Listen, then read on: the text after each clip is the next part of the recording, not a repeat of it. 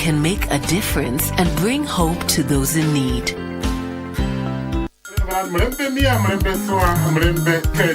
Habari njema kutoka redio yako pendwa ya Ingo FM kwa wakazi na mashabiki wa Bungoma. Sasa Ingo FM inasikika Ingo Bungoma kupitia masafa ya 103.5 FM. Sikiliza na uchangie, burudika ukifurahia uhondo wa kipekee kwa lugha ya nyumbani. Awamu ya Baragawi CC Natural Sweetness. Kadhalika, tegea Ingo FM ukiwa maeneo ya Kakamega, Busia, Vihiga na Trans Nzoia kupitia 101.5 FM. Isenikoli umwana wa kwendo mhana wa imoni darano mbonyara kunanga KK. Ingo FM, ininginingi ye muitala.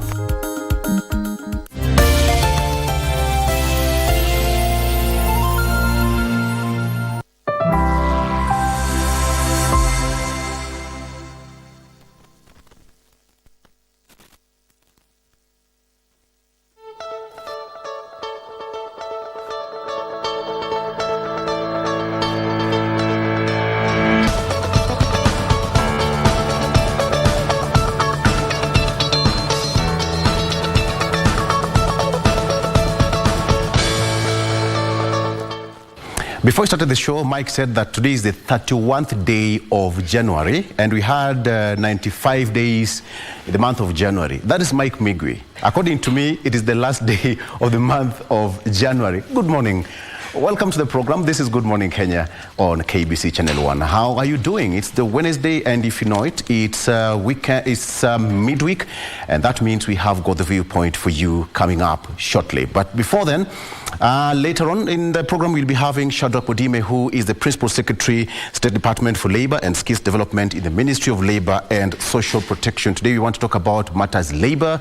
What do we have? The Cabinet was given a directive on 15th of January when they had a Cabinet meeting with the President to do an inventory of all jobs available so that the government can see how to fix that gap. That and much more coming at exactly 7 with the Principal Secretary, Shadrach Odime. So stick around for that. Right about now, it's V to V. That is from Victor to Vivian. Vivian, good morning. Good morning, Victor. A very beautiful Wednesday morning. And I am glad that you have chosen us to start off your morning. Welcome on board. This is Good Morning Kenya. And today on Viewpoint, we're also going to be having another different conversation. And that will be on road safety and specifically border borders. We're going to be looking at border borders and what rights do they have. Just how safe are our roads and maybe what is lacking. And for this particular conversation, we'll have on board Samuel Musumba. Samuel Musumba is the Manager, Road Safety Programs and Data, NTSA. We'll also be having Kevin Mubadi. Kevin Mubadi is the National Executive Chairman, Border Safety Association of Kenya. And we'll have a lady on board as well, and that is Mary Wangui Omari. Mary Wangui Omari is the Assistant Inspector General of Police Commandant Traffic Department. You want to tune in for that specific conversation, and also feel free to send in your questions at KBC Channel 1 or at my Twitter handle, that is at Vivian Ndegwa. I'll now pass it over to Ray, and maybe Ray, what would you love to hear from this particular conversation? Now, talking about road safety, that's an issue that we have been dealing with given the statistics that the government shared towards the end of 2023, that, you know, the number of cases, fatalities, especially on our roads, have gone up. Now, as a regulatory authority, that is the NTSA, I know they set out a deadline for have the digital number plates being the 1st of this year, 1st of April this year. My question is, what happened to the government? I don't know if it was a directive or it was a proposal to have borders registered and insured. That's one. Then secondly, when it comes to the digital number plates, are we also going to have, you know, these borders included in that data entry? Because if it's going to be there, then we will do away with the fact that we have rogue border operators in the country. And just to also just challenge you and I and everyone in this particular studio this morning, how many learners, you know, have you seen riding boda bodas. I'm talking about the L sticker. Have you ever seen an L sticker on a boda boda? Never seen even one. Have you? Victor, have you? I haven't. That's something new. Mike, have you? Not really. Vivian, have you? Never So the seen. question is, those who are actually operating in this particular space, are they qualified? Are they certified? Do they know the road use regulations? Yeah. That's another thing, because I feel, and I might be representing us, I feel that boda operators learn on the job. Exactly.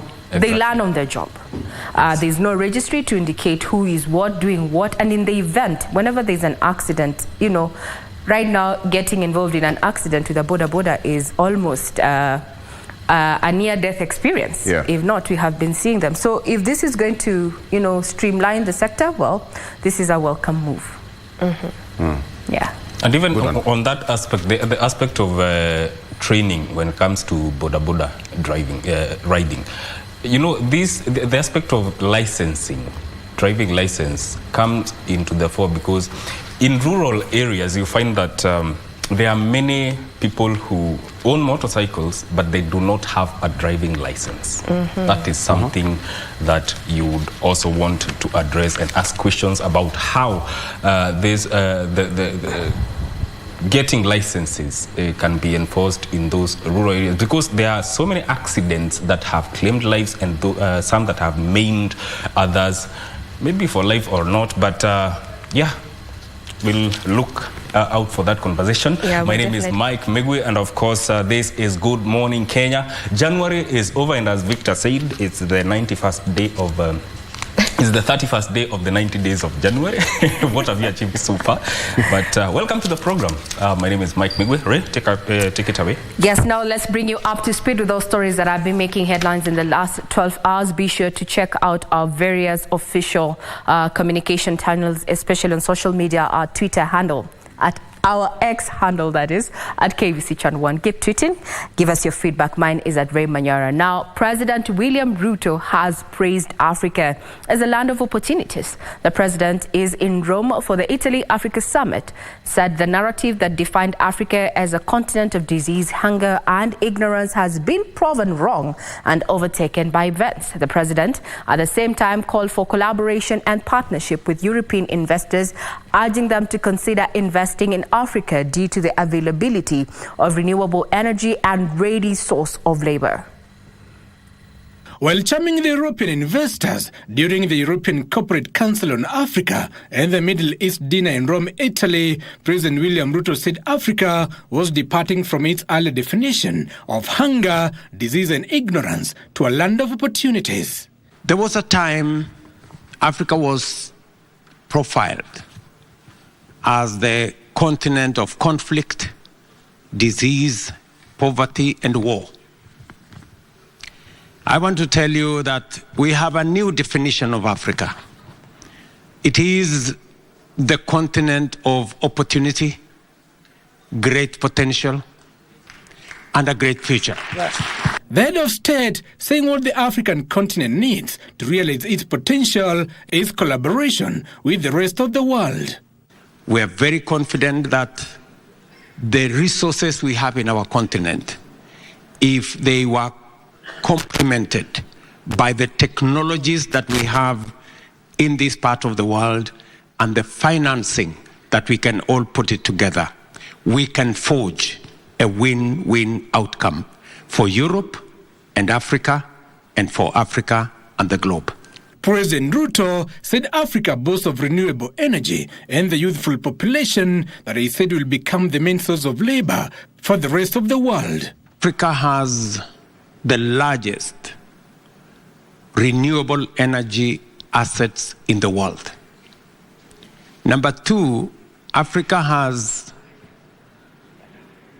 2/3 of the world's arable land for agricultural production. Number three, Africa has the youngest population, 70% below the age of 30. On his side, chairperson of the European Corporate Council on Africa, Kamal Gribi, praised Kenya as an epicenter of fostering peace in the African continent. The president also held talks with Italy Prime Minister Giorgia Meloni and the Food Agriculture Organization on areas of partnership in food security. Giverson Mana, KBC, Channel 1. Now to a conversation that has also taken center stage on social media. This is regarded to the independence of the various arms of government. Now, we will be coming to that when it comes to the independence of the judiciary, so do keep it right here. In other news, Deputy President Rigathi Gachagua has rubbished talks about division within the Mount Kenya region. The Deputy President said Mount Kenya is solidly behind President Ruto, and anyone who wants to divide the people will not succeed, as the leaders are speaking in one voice. Speaking at Kwaharaka Market in Kinangop constituency, Nyandarua County, where he paid a humanitarian visit to over 15 families rendered homeless following the heavy downpour that pounded the area, the Deputy President lashed out at those who had started early campaigns, stating that they should wait for the next general election. The Deputy President was accompanied by Kinangop Member of Parliament Kwenye Thuku and the County Senator John Methu. Na mimi niseme watu wengine unajua hawelewi sisi watu ya Mlima Kenya. Sisi ni kitu kimoja. Na sisi hatuna misiki ya kikaunti. Watu ya Nyandarua, sijui Murang'a, sijui Nyeri, sijui Kiambu. Hatutaki mtu kuleta hiyo maneno. Sisi nguvu yetu ni umoja wetu. Na sisi tuko hapo. Na sisi tukikaa namna hiyo mambo yetu iko sawa. Na sisi zote katika hii mlima tumeungana nyuma ya rais wetu President William Ruto. Na tunataka tukae hapo. Tumsukume miaka yake tukipanga mambo yetu polepole. Si ndio?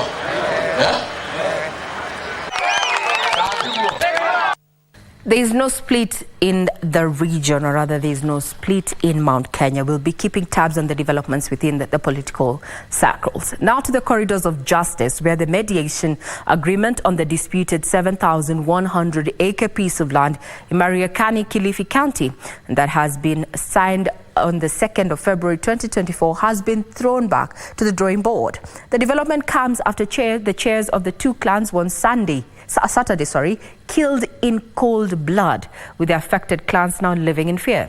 Jennifer Gishira, who is spearheading the alternative justice system, has condemned the barbaric acts, calling on parties to remain true to their cause. Details of this in the Scales of Justice segment with Ruth Wamboi.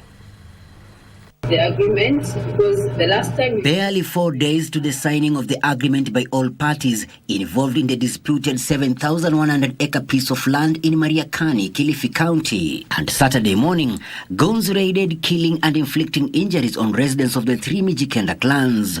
We had agreed, and there was an agreement that had been drafted. And I believe your advocates, actually I read it out to you. You were supposed to make some changes here and there. And that I left to your advocates to do. Where any party or an advocate feels probably the agreement or some clauses are vague, it's your duty to consult your clients and to come up with an agreement that we stand the test of time. During the virtual hearing Tuesday afternoon, Gishira said it's a blow to everyone and the hard work of the teams in a case that dates back to the year 2018. The advocates representing the clans, interested parties and the Kilifi County governments told the mediator that the soul of the departed chairs of the clans must be honored by signing of the agreements. Violence has got no place in the resolution of a problem such as this.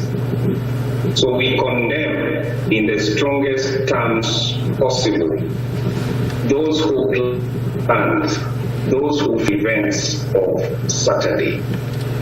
My clients have informed me that they called the police and they refused to come until one of them called the county CCRO in Kilifi. That is when help came.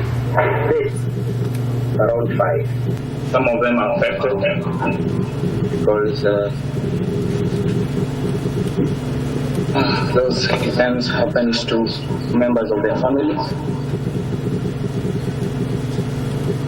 as we stand today, they are really ready to continue with this. 83-year-old former senior chief Andrew Mwinzangu, who was the chair of the Mwakaya clan, and Mzee Gongo, chair of the Mobeja clan, are among those who lost their lives on the Saturday incident. If the parties are not going to agree, of course, I'll do my report. And that is if parties are not ready to shift their grounds. We cannot sign that agreement. Elsewhere, the Director of Public Prosecutions, Renson Ingonga, has withdrawn criminal charges facing 11 accused persons who were charged along Kakamega County Deputy Governor Ayub Savula. The DPP cited that after reviewing the file, found out there was no evidence linking the accused persons in the 122 million shillings alleged to have been stolen from the government through advertising agency in the year 2018. Michael Mondiga for Good Morning Kenya. Now, the Kenya Medical Practitioners, Pharmacists and Dentists Union now claims that the government was trying to privatize the National Health Insurance Fund through the creation of the Social Health Insurance Fund.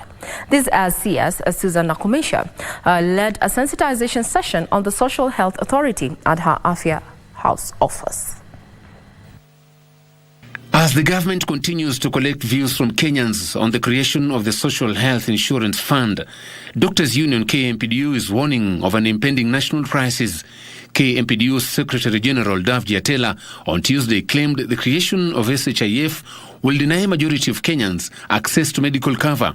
We also want to put it out very clearly that there's an ongoing crisis that we are witnessing in the privatizations of National Hospital Insurance Fund, because the government is so hell-bent to ensure that this NHIF is fully privatized. And why are we saying this? The board of Social Health Authority has fully blocked out any person that is working in the public sector. That means we will just be remitting our funds without any representations in those particular boards and in those particular authority.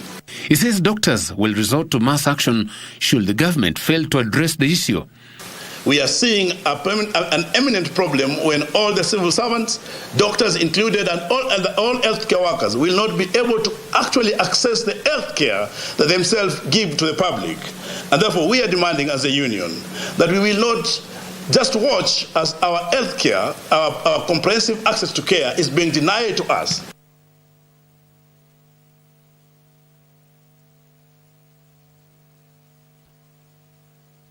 The CS also presided over the Public Participation Engagement Forum for her ministry staff on transition of National Health Insurance Fund to Social Health Insurance Fund, called upon employees of the ministry to adequately and appropriately disseminate information on the authority. So now we have agreed and resolved that every member of the Ministry of Health is now an ambassador and a disciple to disseminate this information.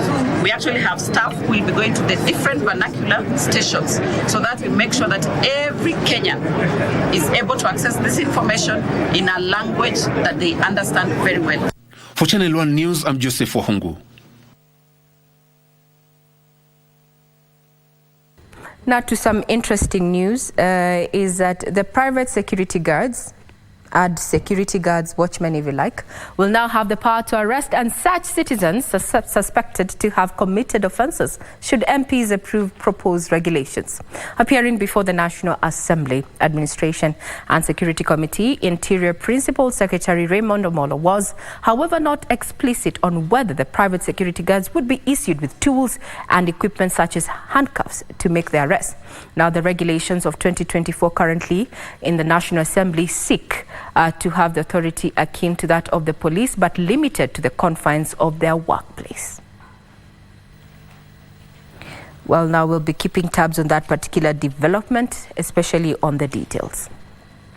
Now, the National Gender and Equality Commission wants public institutions to set aside 1.5% of their total annual budget towards gender mainstreaming and inclusion programs. In a report released by the Commission on the status of the gender equality and inclusion in the public sector, the report indicates that there were fewer women than men in the public sector. 6% of the workforce are in management positions, while only 1.6% of the total workforce comprised of persons with disabilities, which falls short of the 5% minimum requirement.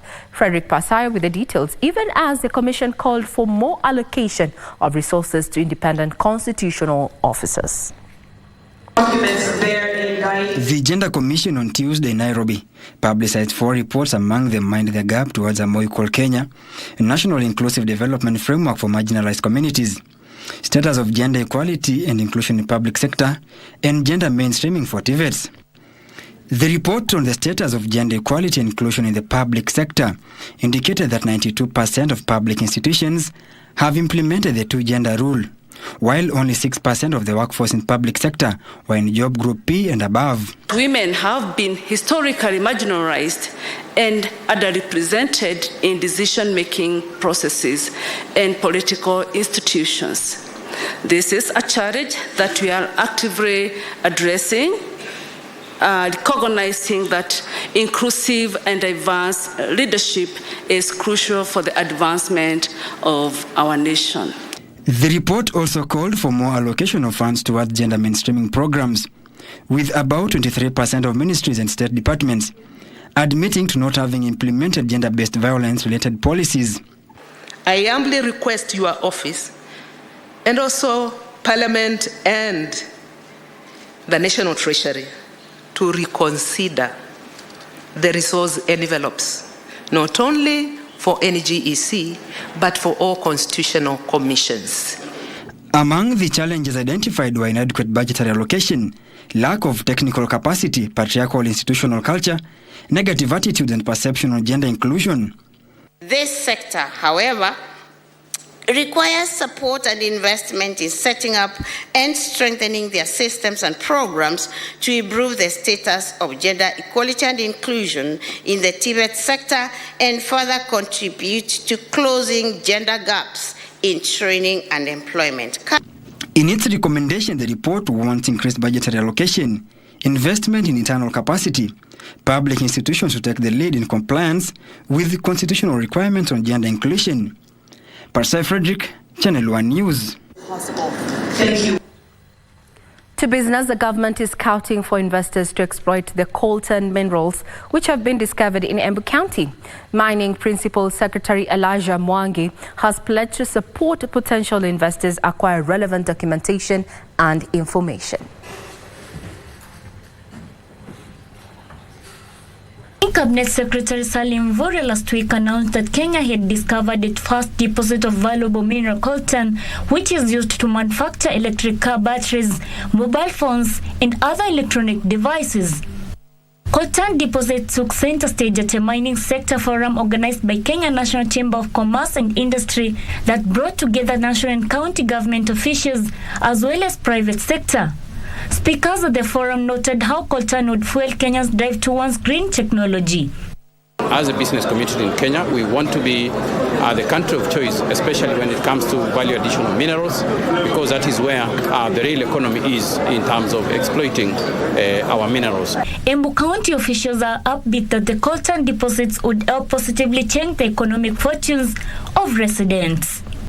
So we are happy and looking forward to working closely with the chamber, to working closely with the national government, and to ensuring that whatever it is that we finally discover and whatever it is that we mine will be beneficial to the community. Among issues discussed were modernizing mineral labs, creating a transparent online mineral cadastre, the development and gazettement of mineral rights. To date, we have processed 254 mineral rights.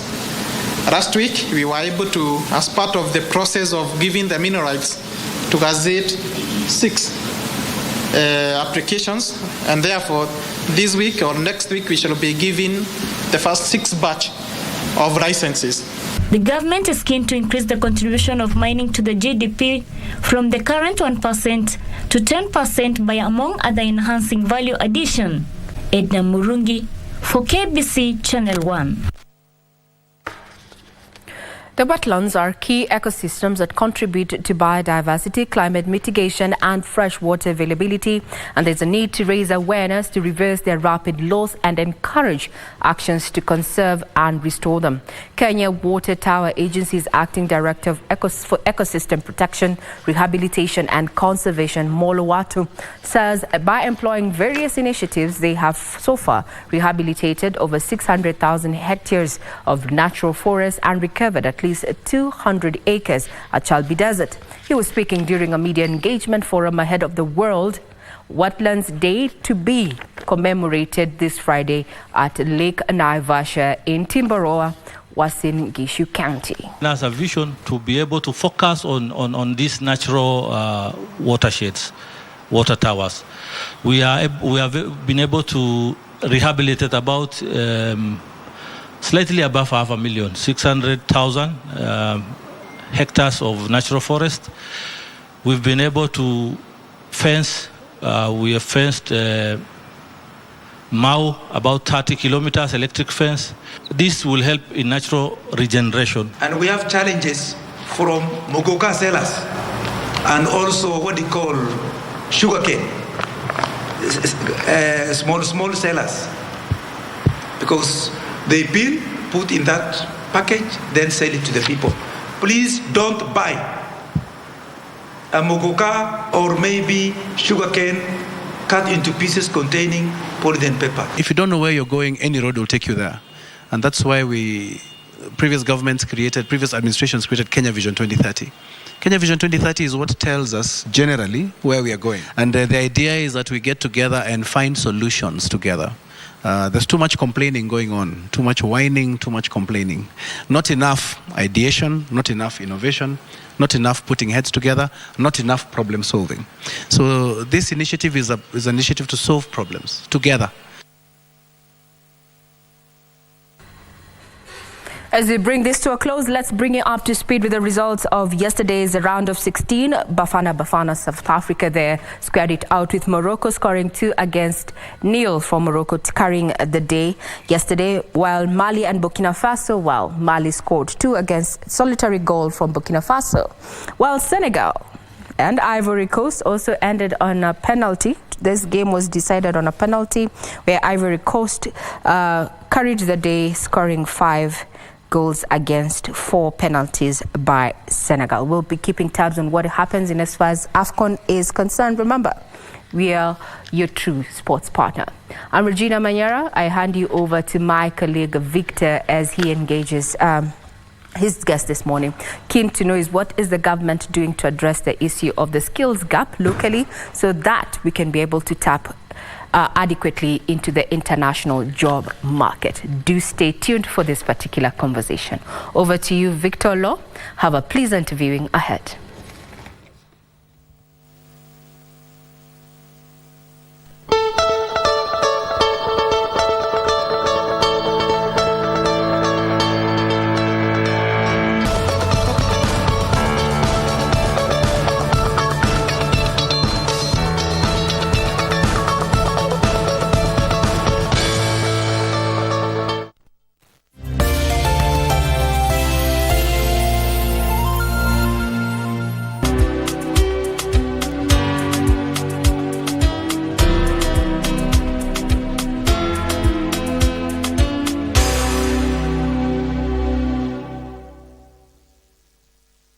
How to access KBC Online services via eCitizen. Step 1. On your web browser, search kbc.ecitizen.go.ke. Step 2.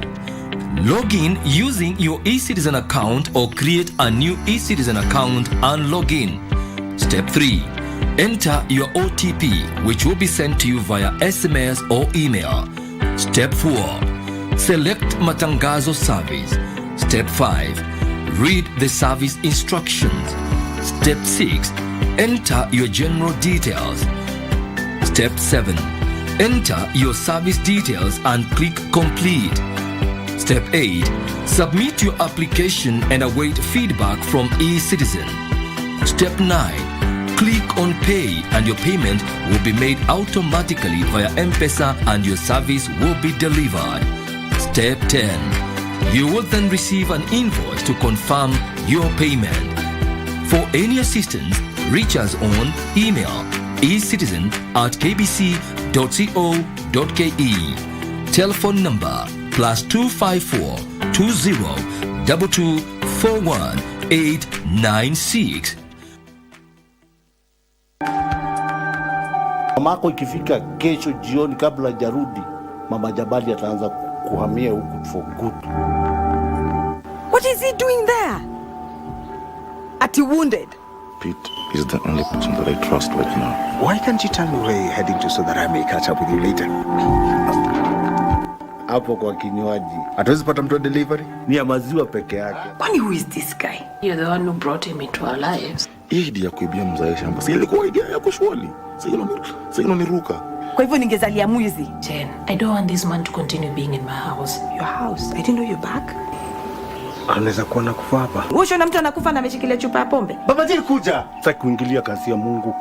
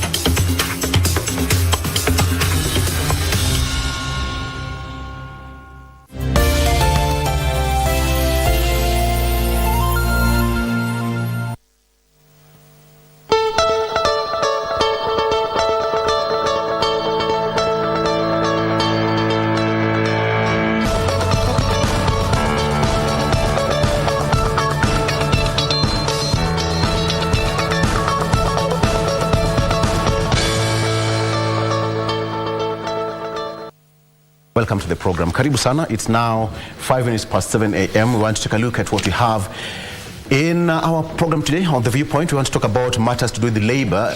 We want to talk about labor and what do we have in the country in as far as government is concerned. On 15th of January 2024, the president, together with the cabinet, made a resolution that an inventory was to be done to have all jobs put in an inventory so that Kenyans can have a moment to get jobs. That is a discussion that we want us to have right now. And I have my guest in studio who is the PS, Shadrach Modime, who is a PS, State Department for Labor and Skills Development in the Ministry of Labor and Social Protection. PS, good morning and welcome to the program. Thank you, Victor. Thank you for having me. First question, do Kenyans have jobs? Kenyans do have jobs. I want to assure Kenyans that the government is doing whatever it can to ensure that we create, first of all, a conducive environment for entrepreneurs within the country so as to create these jobs. But other than that, where we have a deficit, where we are unable to meet the demand, we will look for jobs also in the international labor market. So I want to assure Kenyans that we're doing whatever we can. The situation is not very good, we have to be honest, because out of 1 million graduates from primary schools, secondary schools, tertiary institutions, the economy currently is only able to absorb about 200,000 in accordance with the statistics that we have from the Kenya National Bureau of Statistics. The rest end up establishing their own enterprises, self-employing, getting loans, some from even the Youth Enterprise Fund, and therefore they're in the Jua Kali sector. And as you well know, most of them are underemployed. They are not really utilizing the skills that they have to the maximum for their upkeep, and also to take care of their families. And therefore, this is an issue that the government has taken head on. We want to create employment opportunities, and we are going to do so owing to the strategies that we put in place. What keeps you awake at night, PS? What keeps me awake is the number of young people out there who are struggling to get employed. Victor, let's be honest. Every home in Kenya as it is currently is facing this challenge. Every home. Whoever you interact with will tell you they have a son, they have a daughter who has graduated, who is unable to secure employment.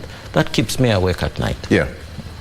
Let me get back to a press interview that you gave 2 days ago, and we covered that. Let me start by reading this story that according to the Kenya National Bureau of Statistics, that is 2021, the unemployment rate is 6.6%. And then the age groups of 20 to 24 and 25 to 29 continued to record the highest proportion of the unemployed at 16.3%. and 9.1% respectively. Furthermore, the youth aged 20 to 24 have the highest rate of long-term unemployment, which stood at 13.5%. In addition, the percentage of youth not in employment, education, or training was recorded at 16.9%. PS, these are some staggering figures. True. What are you doing about it? As I said earlier on, we have strategies that we are putting in place as government. They are not very encouraging statistics. They are not at all in any way. And therefore, any responsible government will have to ensure that these challenges are addressed. Now, the reason why we have called for a national skills inventory is to get to know whether there is a mismatch. First of all, looking at the local economy. The print media and the electronic media has quoted a number of employers saying some of the graduates that we have do not really qualify or do not match the expectations of the entrepreneurs that we have, the industries that we have. And therefore, we have gone out deliberately then to conduct a survey, see where there is a gap, and how we can be able to reduce that gap. So we'll do an analysis, you know, a very comprehensive analysis. And I'm happy, as of yesterday, 22,000 Kenyans had registered within the NEAMI system, the National Employment Authority Integrated Management System, you know, and more Kenyans are coming out to tell us, look, these are the skills that I have, you know, and I've been struggling for the last 5 years. I'm unable to secure employment. Where is the challenge? So it's going to be a very, very comprehensive analysis that we'll carry out. And the results that we'll come up with, we'll be able to share with educational institutions so that if there is need to review the curriculum that is in place, that should be undertaken. Let me give you an example. Go ahead. Of, you know, graduates in Canada, because I was there about 3 months ago. Most of the graduates in engineering usually undertake a postgraduate diploma in a community college to gain practical experience, you know. The graduates that we have in Kenya are geared towards management jobs, which are not available as it is currently. And therefore, the need for us to re-strategize whether we should relook at the curriculum that obtains for engineering degrees, or alternatively encourage them to go for postgraduate, you know, diplomas for about a year or so, so that then they can be able to qualify for some of these jobs. Because the industry does not need managers. The managers are there, you know. The industry needs workers, those who will undertake operational, you know, duties. And therefore, there is need for us to strategize to ensure that our graduates do not miss out on some of these jobs. In my immediate former station, that is Shipping and Maritime Affairs, we did strategies, now in particular with reference to engineers, to convert some of them to marine engineers, because that is where opportunities are available as it is currently. So somebody who has done mechanical engineering, for example, somebody who has done electrical engineering can go for a diploma course for 1 year. And we did this in consultation with the Jomo Kenyatta University of Agriculture and Technology. Go for 1 year and convert into a marine engineer, so that then you can be able to qualify for the jobs that are opening up as it is currently. So in essence, what I'm trying to say is this particular survey that we are carrying out is for the good of our young people, because at the end of the day, they will be able to secure employment within and also outside the country where we are looking for these employment opportunities. As you are aware, our strategy is also to get industrial jobs in the Western European countries where these opportunities are coming up. Where's the missing gap? So, as I said, the missing gap is on practical studies. That is where the missing gap is. Yes. As of now. But you see, that is an assumption that we have, which will have to be, proven out of the study that we'll carry out. So it's a hypothesis. And a hypothesis has to be tested. Yes. So once it is tested and it is proved to be true with the facts that we have, we will sit with educational institutions, and we're not just talking of universities. We're also talking of colleges. We're also talking of TVETs. We're also talking of village polytechnics. Because we have to ensure that these young people are retooled to be able to secure employment and be able to make use of their skills to their own benefit. You were directed to carry out a comprehensive mapping of all available skills within the country. True. So far, what is the preliminary investigation and report that you have? So far, as I said earlier on, 22,000 Kenyans have registered, which is encouraging, owing to the fact that we launched... Is this a targeted number? The targeted number will be more than 1 million. That is a worrying trend, because we have more than 1 million, which means more than 1 million Kenyans do not have formal employment. Yes, as I said, in fact, it's not just 1 million. The statistics from Kenya National Bureau of Statistics indicate that we have 5 million young people who are unemployed. The figure that I gave earlier on is an annual one. The number of graduates that we produce on an annual basis. But the total figure as it is currently of those who are either underemployed, that means they are employed somewhere, but their skills are not being utilized to the maximum, and those who are not employed at all is 5 million, which is worrying. And the government is so certain that this is going to change in the near future. This is a game changer, Victor. This is a major game changer, because we are re-strategizing. The strategies that we've had before have not been of any assistance. We need to re-strategize and ensure that we tackle this issue head on as it is. We cannot assume it. We cannot push it under the carpet. We have to address it as it is. A majority, according to a survey, a majority of employers right now are looking for software engineers in Kenya. How are you going to make it different so that every cadre of profession gets an equal share? Because let's face it, last year we had thousands of students graduating from tertiary institutions, from colleges, mid-level colleges, universities. So how are you going to make sure that you capture all these people through the inventory that so far is up and running? You'll give us the link later on. How are you going to capture all these people so that a person gets an equal share? So we are addressing it across the board. We are not just limited to one particular sector alone, because all the specialization that we have in the country, all the courses that are undertaken in our universities are beneficial to the economy, in general, when you're looking at it from a macro perspective, from a large scale perspective. Each skill is critical, and therefore we will look at the social sciences, we will look at the hard sciences, but we know for us to industrialize, we may need to push our young people to undertake science-oriented courses.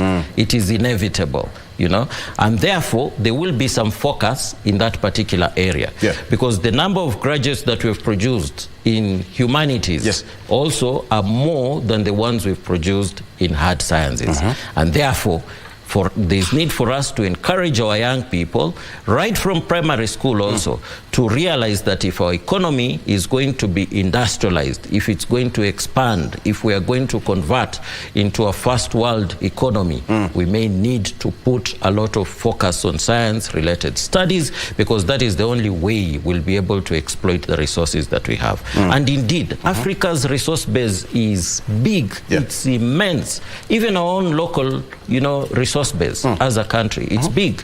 But then we don't have the skills to be able to exploit the resources that we have.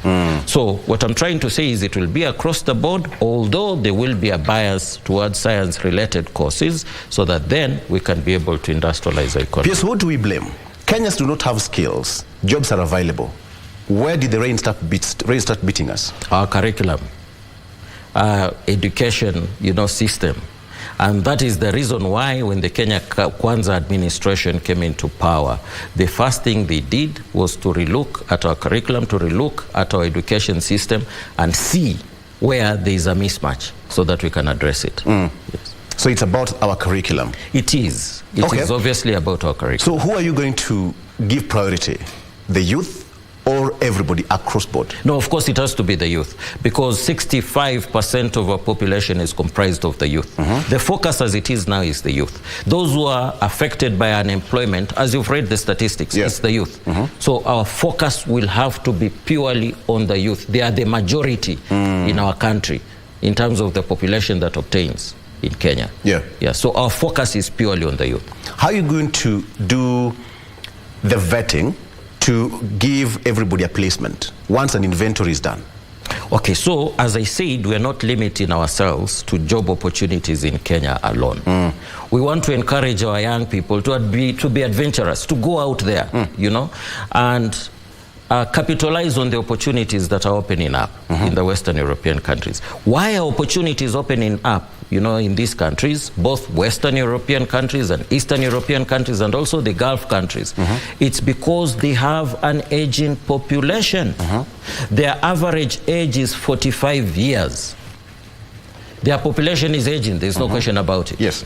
They industrialized many years back, about 30, 40 years back. You know, as it is, their industries now have no young people to ensure continuity. Let me give you an example, even of the hospitality industry.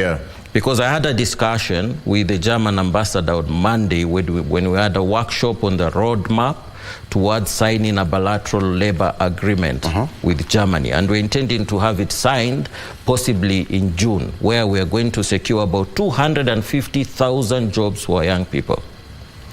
The hospitality industry, because that's the example that he gave us. And he said most of the restaurants, most of the cafes only open 3 days a week, owing to shortage of staff. They don't have cooks, they don't have waiters, they don't have people to attend to the clients who patronize, you know, these facilities, these cafes and restaurants. And therefore, you can see openly they are in need. So we are approaching them as equal partners. We are not approaching them as underdogs. Yes. Yeah? Because I think that is what has traditionally been happening over the years. We are intimidated. You know, there is a lot of fear in us as Africans. But as it is now, we are approaching them as equals. We are saying, look, you have a need. You have a need of young people to be employed in your industries, in your hospitality, you know, sector, and the various other sectors. On our part, we also have a need, because we have many young people who have skills, who can be able to occupy some of these positions. Yeah. So we are looking at it from that perspective, and we are going to knock doors seriously, you know, where these opportunities, in accordance with our analysis, are available, you know, so that we can be ahead also of the pack. We have to move with a lot of speed, because, you know, this situation is facing all African countries. So we have to be strategic. You said that Germany is, there's plenty of opportunities, not almost, but 250,000 job opportunities in Germany. Yet here, we do not have skills.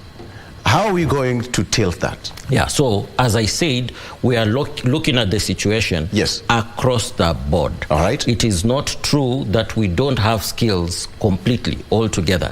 There are some sectors where we have very good skills. And let me cite the example of the hospitality industry. Kenya has done extremely well in matters hospitality. So are we lacking skills in certain categories of job groups generally? We are looking at specific areas where we can see there is a mismatch. And we need to address it, you know, as comprehensively as we can, even going forward. But for the hospitality industry, Kenyans are known, even within the African region. You go to Tanzania, you go to Rwanda, you go to Uganda, most of the 5-star hotels are managed by Kenyans. And even abroad, they are doing extremely well. So if job opportunities open up today in Germany, in the hospitality industry, I can assure you, Victor, we have enough young people who can occupy these jobs. Because of the bilateral trade and, you know, the agreement between 2 or 3 jurisdictions, is the government going to be taking the front line to ensure that all these people are well catered for, taken care of because of the bilateral agreement, so that we avoid this issue of person-to-government engagement. Is that going to be so? Yes. You know, Kenyans are already ahead of us. That's how enterprising they are. They're already out there, yes, by the way. Right. But we want to ensure labor migration is done in an organized and a structured way, and to guarantee their rights, to ensure their welfare is taken care of well when they're working out there abroad. Kenyans can be found even in Iceland. You will be surprised. Absolutely. They're everywhere, yes, as it is. But the environment that they are working in, is it conducive? Is it for their good? You know, is it really working towards ensuring they can benefit, they can profit from it, you know, or not? And yes, we know there are Kenyans who have been suffering out there owing to the fact that government has not been there to guarantee their security, their safety, you know, and their rights. And therefore, that is the reason why we have gone out aggressively, as it is now, from government to government, signing agreements between governments and governments. The bilateral labor agreements. The bilateral labor agreements that we are crafting, as it is now, are human rights based. If there is a Kenyan working in the Gulf region whose rights have been infringed upon, who have been trampled upon, be it matters getting an off on Saturday or Sunday, be it their phones being confiscated, all these things that we read about and we are praised concerning the suffering of Kenyans out there are going to be a thing of the past, owing to the legal framework that we are putting in place currently through the bilateral labor agreements, you know, that we have, but also in the country, we are coming up with a labor migration bill that will ensure safe, you know, labor migration of Kenyans to these countries abroad. This sounds quite hopeful, and it sounds like a grand plan generally for the ministry and, you know, government in general. Is it a short-term or a long-term idea? It is a very long-term idea, because we will have a youthful population in Kenya or in Africa for many years to come. If 65% of our population is comprised of young people, these are the fellas who are married now, they will beget children, you know. So Africa will continuously have a young population in the next possibly 100, 200 years to come. Therefore, there is need for us to have a long-term plan, you know, to guarantee their future. What are the deadlines that you have a Kenyan who is already registered in the inventory should be looking at? Probably end of March, going to Germany, Europe, somewhere? Okay, now, I need to do away with that fallacy, the assumption that is there that it's until we are through with the survey that the migration will begin. Migration is taking place even now, where we already have bilateral labor agreements, where we have Kenyans with skills that can be matched with the job opportunities taking place, you know, it's already ongoing. Let me surprise you, because we've gone out aggressively to appraise Kenyans concerning where they can be able to secure some of these employment opportunities opening up. As of yesterday, 51,000 jobs had been uploaded in the NEAMI system, the National Employment Authority Management Integrated System. These are jobs for Kenyans to take. And we're encouraging them to create accounts in the NEAMIs, so that then they can be able to match the skills they have and the job orders that have been uploaded on the system. So we are not going to wait until the survey is over. The survey is basically to give us long-term strategies, the plans that we have going forward to ensure a flow of migration from now and even going forward. That is the strategy. But PS, don't you think you are trying to reinvent the wheel? Because the issue of having brain drain to other countries, brain deportation or expatriation is something that has been happening even in the past. But how are you going to do it differently, even with coming up with the inventory?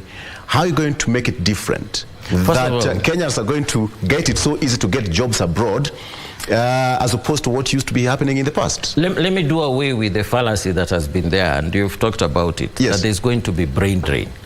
We will not end up having brain drain in this country. It's an assumption that Kenyans have, and I want to do away with it. We have models of countries that have exported their young people abroad, and as a result, they've been able to expand the economy. Because remember, migration is only for a short-term, period. Yes. The objective is not necessarily to have Kenyans go migrate and settle in these countries. No. They are going there for about 3-5 years, and then they make their way back to Kenya. And I'll give statistics to prove that. That Kenyans are working for the good of our local economy. But an example, first of all, China closed its economy about 30-40 years ago and sent their young people abroad. They went to US, to Canada, to Ivy League, universities and colleges. When they came back, because they found technology at the point where it was then in those Western European countries, when they came back home, they were able to translate that technology, into exploiting the resources that are available within China. And now, currently, China is a superpower.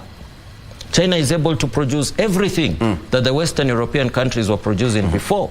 You look at our economy, all the items that we're purchasing, be they electronic, be it even furniture. It's just that we came up with a policy recently to insist on buying locally. But the products that we've been getting from China, the plastic products and what have you, is as a result of a strategy that they came up with to send their young people abroad. South Korea did the same. South Korea sent their young people to Japan because there were opportunities opening up in Japan about 40 years ago. They went and worked. As a result, there was technology transfer back to South Korea. Japan produces Toyota vehicles, which are very popular in Kenya. But we're also buying Hyundai vehicles as it is currently. Then why don't you have our homegrown initiative? Now, that's the reason why I'm telling you, this is a strategy. This is actually a strategy to send our people out there. When they come back to our country, the investments that they will put in place, the technology that they would have acquired, the skills that they would have acquired, which are actually that which obtains, in the Western European countries currently, will be able to convert our economy within a very short period of time. I mentioned that I was going to quote some statistics. Victor, last year, the foreign diaspora remittances that we received from Kenyans working abroad, about 4 million Kenyans working abroad, is about $4 billion. 663 billion shillings. If we can increase that to about 1 trillion, that will be a quarter of our national budget. That's a lot of money. That has already surpassed where traditionally we used to get foreign exchange, our cash crops, be it coffee, be it tea, be it even tourism. Foreign diaspora remittances have already exceeded our traditional cash crops, where we'll get our foreign exchange. And therefore, it is obvious, Victor, that this is the way to go. This is not rocket science. This is actually the way to go. P.S. Some people do not want, or would not even want, would wish to go outside the country. What are you going to do to make homegrown? That's my point. Let's take a break. When you come back, please answer that question. For those people who would want to work home, what are you going to do about it? Let's take a break. We're coming back shortly with PS Shadrach Modimo. Today we're talking about delivering jobs and the opportunities we have locally and internationally. Let's take a break. We'll be right back shortly. Stay with us.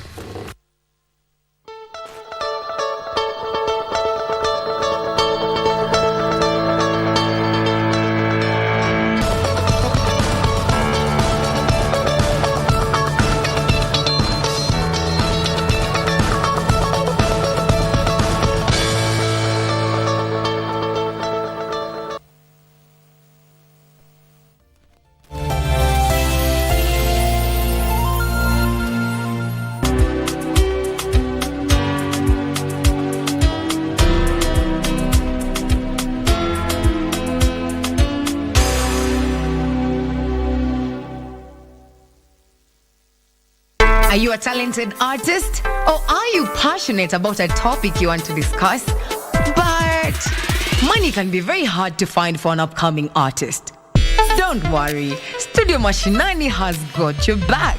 Sign up on ajira.co.ke to book a session with our music and video producers across the country. Work on your music, jingles, spoken words, and even podcasts to realize your dream. All for free. Studio Mashinani, Radani Talent.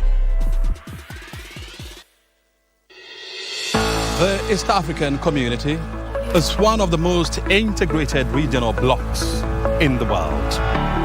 But internal dispute is threatening the good old EAC. If we can grow by 2 countries every year. So I'm looking at next year for countries like Ethiopia to join, countries like Sudan to join, countries like Eritrea to join, Djibouti to join. All these countries in the Horn of Africa, I want to believe that they can join. This week on Inside Government, we are talking to the Cabinet Secretary, East African Community, Penina Malonza. She'll be explaining to us what is the future of East African Community and what Kenya is doing to deepen intra-regional trade. Watch the conversation right here on KBC Channel 1 with me, O'Brien Kimani.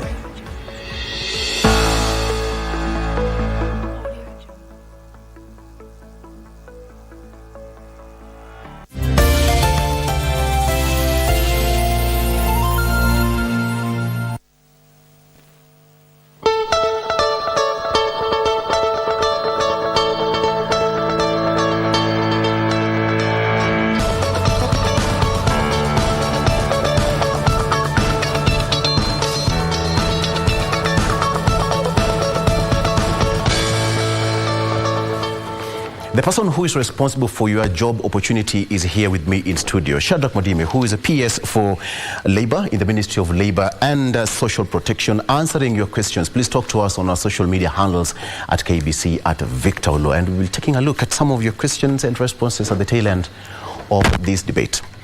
I asked a question before I took a break, PS. So the government is planning to do a government-to-government, bilateral trade agreement with other jurisdictions. But what about back home? What are you doing? So back home, I do realize there are those who may possibly not be keen to travel abroad, much as opportunities are opening up there. And therefore, there is need for us to create a conducive environment for our entrepreneurs, to be able to invest even more. But I'm looking at it from this perspective, and this is my traditional understanding of it, at a micro level. So we have my elder brother, Victor, who has gone abroad and who's working there, and who is remitting, foreign currency back home. He has a foreign exchange account that he has established, that he has opened with one of our financial institutions. His younger brother, is in Kenya, receiving whatever he's sending. Possibly Victor would wish to construct a house. That will be an opportunity for possibly 3 or 4 Kenyans to gain employment. I will be the person in charge of the project, that he's undertaking. So I will employ a mason, I will employ an electrician, I will employ a civil engineer to put up this house. This is just a traditional, understanding of it. But I'm looking at it from a wider perspective. The investments that will be put in place by Kenyans in the diaspora, as it is, owing to the amount of money that they're sending back home. Let me give you an example. Athletics. We are known to be a superpower when it comes to athletics. We have a number of Kenyans participating in international events who have brought in a lot of money. Many a times, years back, they would end up misusing the money. That's why we had them killing each other. There were so many social ills affecting our athletes. But when Kenya Investment Authority came in to advise them on how they can ensure that there are huge returns on their investments, suddenly we saw a change. you know, particularly in areas where they come from. Yeah. You look at Eldoret, for example, the expansion that has taken place in the last 3 years as a result of Kenya Investment Authority coming in.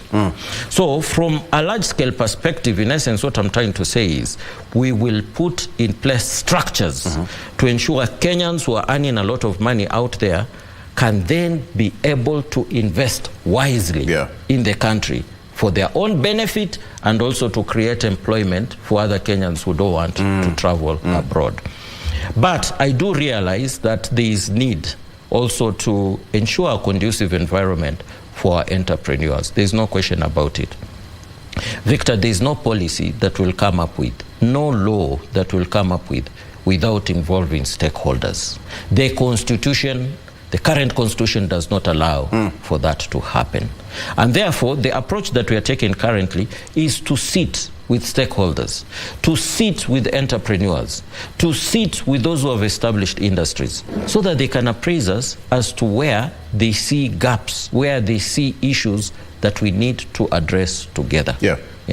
If we come up with any law that is unacceptable, people will rush to court, and Kenyans have become very litigious, and therefore we have to be careful on, you know, the plans that we're coming up with to ensure we incorporate their views.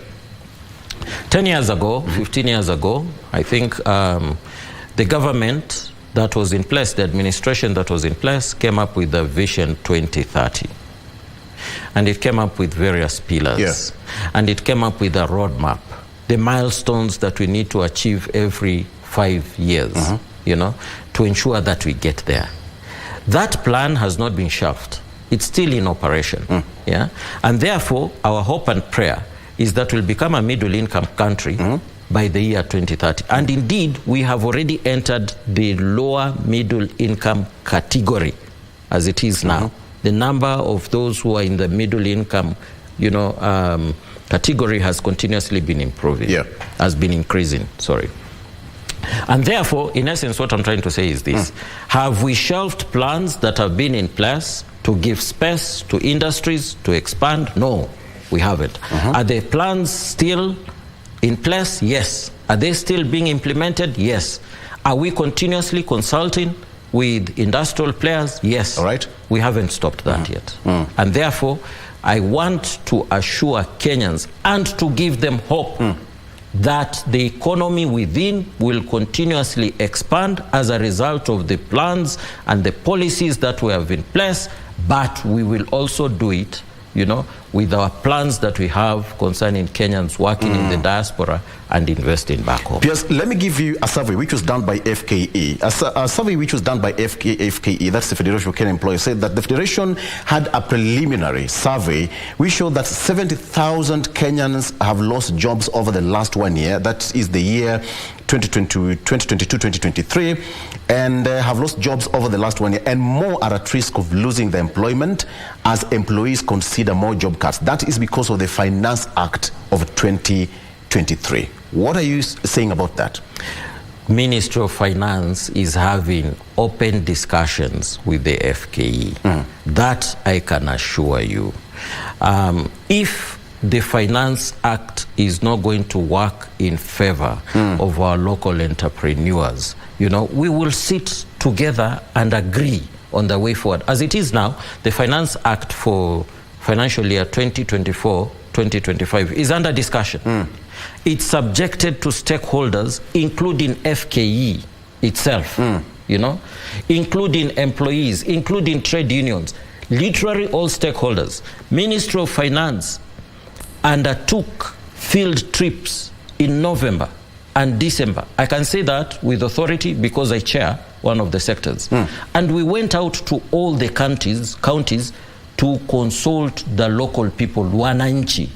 We had town hall meetings, you know, to engage the local people so that we can get their input concerning their thinking on the draft that we have come up with.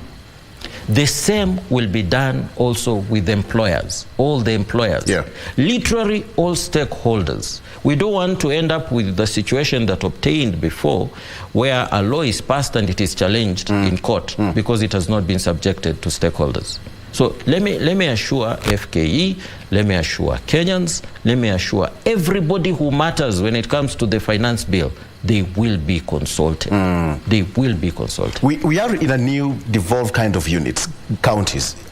Is your ministry in consultation with other counties considering devolving job opportunities to different counties so that we do delocalization? If I come from Nairobi County, the county government will definitely have a plan for a number of X number of employees, available opportunities for people. If you go to Turkana County, etc., etc., are you considering that? Yes, yes, we are. First of all, for counties, that is within the legal framework that is in place. Yes. It's inevitable for them to employ, other Kenyans. They cannot just insist on having the establishment from within. That is in accordance with the Constitution. But for us, what we have done is we have opened offices in various counties. The current statistics is about 20 counties. We have offices established by the National Employment Authority, and there are more offices that we are going to open. The idea is this. We have jobs that we are advertising. We are going to the grassroots to meet those young people wherever they are so that we can appraise them concerning the same, that there are job opportunities in Nairobi. Because we are not just limiting, job opportunities to those that obtain abroad. No. Indeed, in accordance with the law, all employers are supposed to upload the job vacancies that they have in the NIAMIS. That is in accordance with the law. It's just that it has not been implemented, to the full.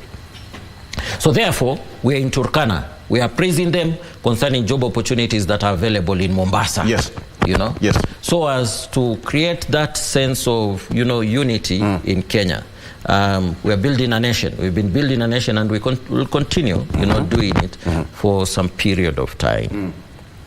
So the Turkana, young man who has graduated and has had to go back home because he could not secure employment where he studied, where he undertook his degree course, will be appraised concerning a job opportunity that is available in Mombasa and be able to apply for that job, Whoever is in possibly Marsabit, that young lady who is there in Marsabit will be appraised concerning a job that is in Mbita, in Homa Bay County, that is available for her.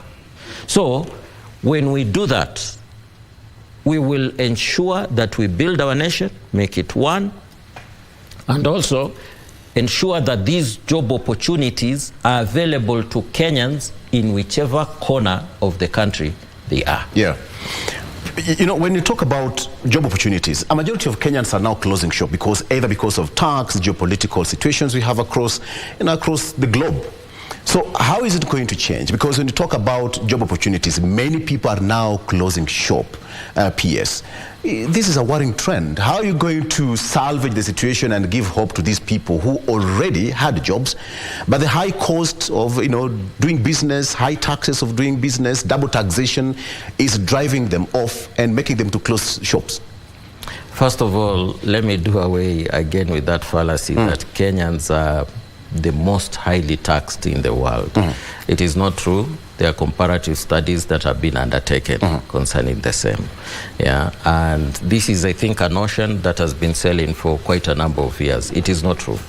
Yeah. But the reality is we can also not shoot ourselves on the foot as government. Government is trying to create job opportunities. Yes. Government is trying to ensure the economy expands. We cannot also be the hindrance towards that object. It is not possible. And therefore, that's the reason why I said earlier on, we have to open ourselves to discussions with all stakeholders.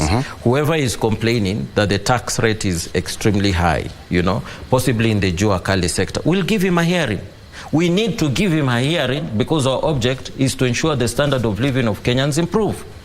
There is no government that can be in place that will ensure that the people suffer, for whatever benefit, for whatever reason, governments are in place to ensure they remain popular. The world over, administrations are in place to ensure they can be able to sustain power, So the strategies that we are putting in place is to ensure our popularity as a Kenya Kwanza administration. Can we really shoot ourselves on the foot and do the opposite, make ourselves unpopular? Yes. This cannot obtain. And therefore, what in essence I'm trying to say is this. We will continuously consult Kenyans where they see, problems, where they see challenges. We are there to come up with solutions and not to be an obstacle, not to be a problem to them. We will consult. Let's bring it back home and give it some local touch. That young person out there in the village, or even in some of them are at home right now watching the program. True. They want to get that instant solution for them to get a job. Some of them have masters, PhDs. We've seen some of them walking in the street carrying placards, do not have jobs. What do you want to tell them that without going, too academic, without going through the procedure and the protocol and the bureaucracy of the government to government, what are you going to tell that person that something is going to be done almost immediately, as per envisaged in the Kenya Kwanza Manifesto, that Kenyans are going to get a job? There is hope, Victor. There is hope. It is truly unfortunate. We all feel for these young people. Till when? The question is till when? It's immediate. That's the reason why we are strategizing. We have a national inventory, skills inventory that we are undertaking. It is immediate to see where there are gaps so that we can be able to address them. We have jobs that we have secured abroad, which we have uploaded on the Near Me system. It is immediate, So in essence, there is hope. There is hope for this country. The jobs may not be enough in the short run.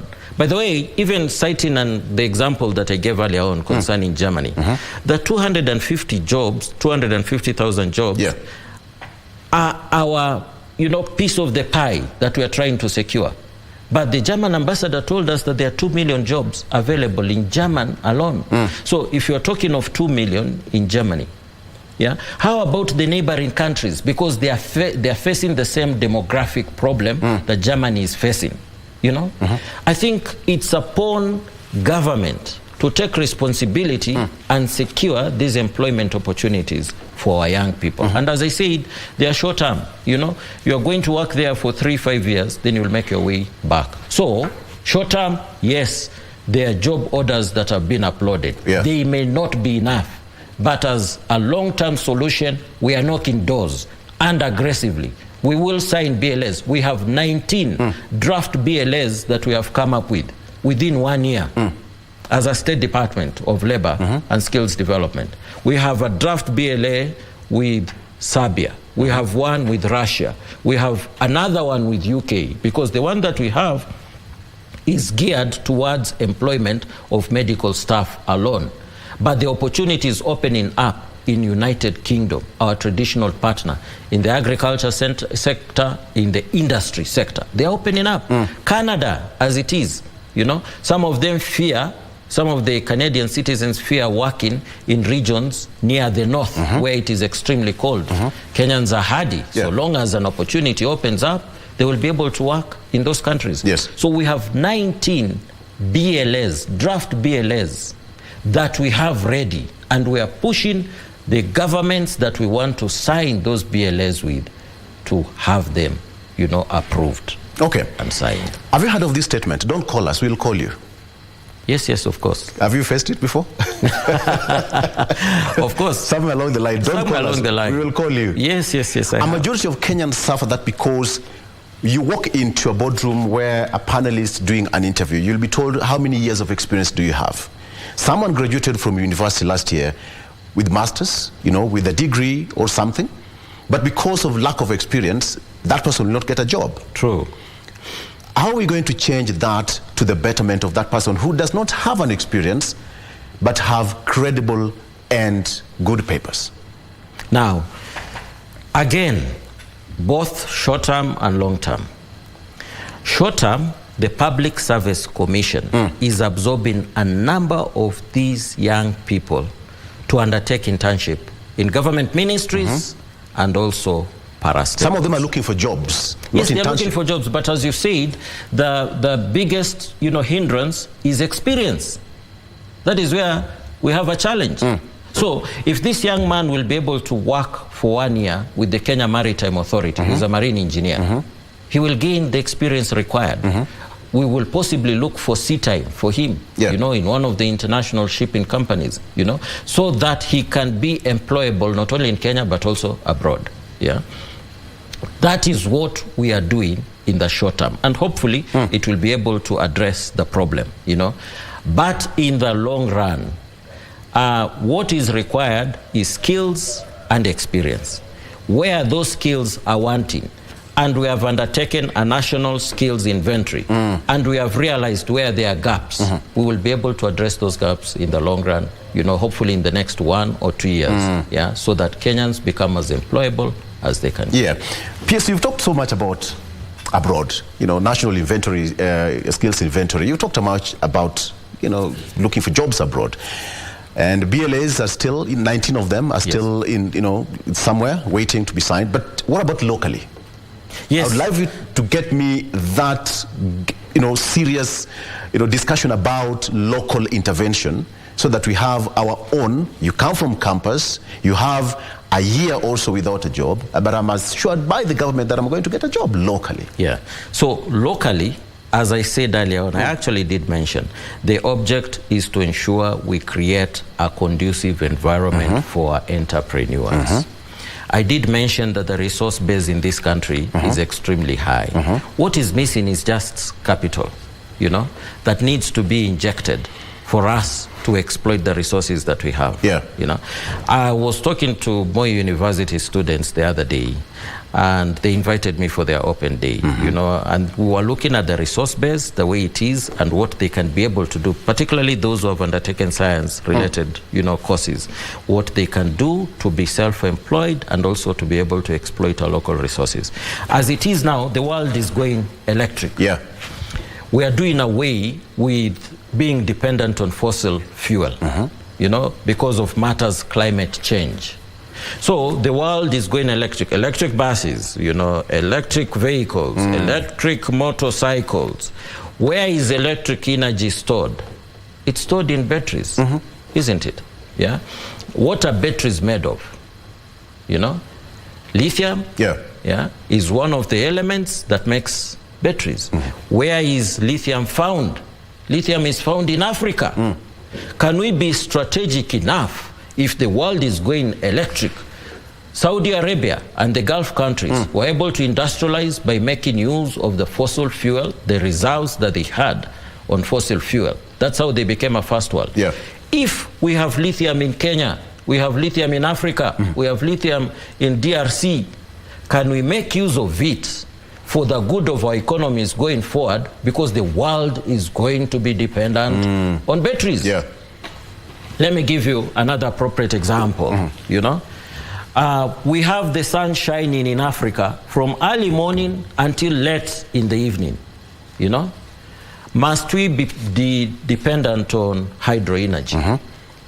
Can we be dependent also on green energy? Can we be dependent on solar energy? Areas in Africa, in Kenya, where we do not have electricity, can we be able to touch on solar energy? Supposing we have solar panels in the Kenyan coast, many panels generating energy there. Can we be able to generate energy from the wind in expansive areas like Samburu, and these are and even the coast? Can we be able to tap energy from even the waves, create green energy, and ensure that Africa is lit up, that Kenya is lit up? Africa is known as a dark continent, because when you fly over Africa at night, it's full of darkness in comparison to Western European countries. Can we light up Africa so that we create industries all over? If it is Kenya, even the very far-flung areas, does a young graduate who has undertaken science-related courses have to secure employment in Nairobi, because that's where industries are found, or in Mombasa? Can we establish industries? Can we create the infrastructure that is required to make industrial development in those very rural areas where young people can secure employment. P.S., we're almost coming to a close, but do you know anybody there? Ukuna nani? Do you have a godfather? Ukuna nini hapo kwa mfuko? You've heard of that? Yes, I have. The president is on the front line to fight corruption. You know, we've seen it in a couple of days, you know, in the judiciary, executive, legislature, but even in the private sector or even the public, you know, employers, you know, how that young person will always walk with the hope of getting a job. But first of all, unajua nani? How much do you have? Come back tomorrow. Did you see so and so? How is it inventory going to change all this? If not, how are you going to make that person get a job that they so require? Well, the problem is purely economic to some extent. Of course, these are social ills also that need to be addressed. You know, as a country, we must have ethics, you know, honestly, and I think that is what the president is trying to address. But when you look at the primary reason, it's purely economic, supply and demand. Where there is oversupply of a particular good or service, you know, the price goes down, or it becomes difficult, you know, for you to sell that particular good. Yeah. So the challenge that we're facing with our young people is the oversupply. And that is the reason why we have corruption, we have godfathers, you know, and all these issues. The same may not obtain, although I said it's a social ill that needs to be addressed, you know, and comprehensively. And we have to go out aggressively, you know, to face it and address it, you know. Churches can be of assistance to us. Religious organizations can be of assistance to us, you know. But as a nation also, the leadership that we have in place has to set an example that this is the way we want our country to be run. But beyond everything else, it's a matter of economics. If we had high demand and low supply, why would an employer insist on kitu kidogo, the management insist on kitu kidogo? There will be no need of that. And I think that is what obtains in the Western European countries as it is currently. So it is twofold. Make, you know, young people as employable as possible so that their skills are hunted for. Employers will go out there looking for these skills, but at the same time, address matters ethics. Absolutely. So PS, the link is up and running, and it's if I get it right, it's under www.labor.go.ke. Absolutely. So you go there, upload your credentials, and you get, you know, to get, how do you go about it? So you upload your documents. Right. You indicate the skills that you have, but at the same time, you will be linked to NEAMIS. By the way, when you go to www.labor.go.ke, you will be eventually led towards the link that is there, which is NEAMIS, which I mentioned earlier on, and you'll also be able to see the job opportunities that are available as it is currently. So I would encourage as many young people as possible, in fact, all the young people that we have, to register with NEAMIS. And again, so after all this is done, you'll do the categorization, you'll sieve, or that's work for the system to categorize and give the available opportunities. Is it automatic? No, of course we are going to carry out an analysis. We'll bring on board a research institute in our State Department of Labor and Skills Development, and also Kenya National Bureau of Statistics. It's a one government approach, so that the analysis that we'll carry out and the results that we'll eventually release will be as authentic as possible. So what are we looking at in the next 6 months to come from now? Today is the 31st day of January. Looking up to around June, July? Yes. What's your projection? By mid this year, hopefully we should be releasing the results. Yes. Who are the worst affected in terms of gender? Okay, so it's the analysis that will reveal that. Yes. But obviously, as a country, we've gone out aggressively to promote our young ladies also, because over the years they have been disadvantaged. But generally, it is the young people who are more adversely affected, irrespective of their gender, you know, than the middle-aged, and of course the old who have already retired. For them, it's a question of being investors, not necessarily employees. So it's the young that we are targeting. I have... let me just get this question. Someone is sending a question on our social media. Anasema ambia PS nataka job kwa ofisi yake. Hata kwa ofisi yangu, by the way, tayari tumeambia Public Service Commission kuna kazi nyingi kwa State Department yetu. Yes. Ambazo hatujakuwa na watu kwa muda. So yes, we are going to advertise some positions soon, but it's the Public Service Commission because it's PSC that employs public servants. Yeah, so it will be done through Pole sana najua. Kenyans are watching. Yeah, all absolutely. right. PS, thank you so much for joining us. Asante, Victor. Thank you so much for being a part of the show, and of course we hope that at the end of the day, a quick one, do Kenyans have hope? There is hope. I want to assure Kenyans there is hope. We are going out aggressive. We are honest people. We have this country at heart. There's no question about it. We owe our allegiance to this country, irrespective of the administration that is in place. We are just doing the very best that we can for the good of Kenyans. Thank you so much. Thank you. PS, Shadrach Modime, PS, Department, Labor, that is State Department for Labor and Skills Development, Ministry of Labor and Social Protection. Today we've been talking about delivering jobs, opportunities, and what we have in the Kenyan market, or as well as internationally. And you've heard it, a lot is happening. 19 BLS, still draft BLS, still waiting to be signed, and be on the lookout. And you have to get it right now. There is an opportunity for everyone out there. All right, thank you so much for being a part of the show. Thank you. There is hope for this country, he said it. Let's take a break. GMK continues after this break. I'm Victor Lo. Good morning.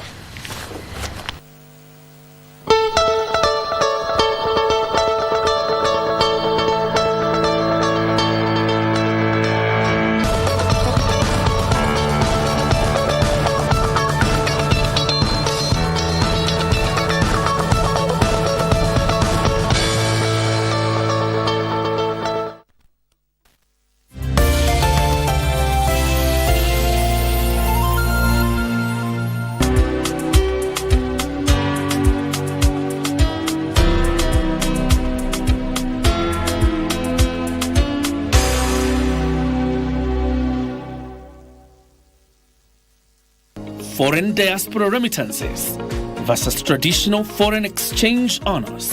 And currently we have the highest earnings from these remittances through labor migration. We can go up to $1 trillion in remittances just because of the earnings that we get through labor migration. What has occasioned the big shift? As she marks 1 year in office, Labor and Social Protection Cabinet Secretary Florence Bore explains the nexus between increased foreign job opportunities and the country's economic growth.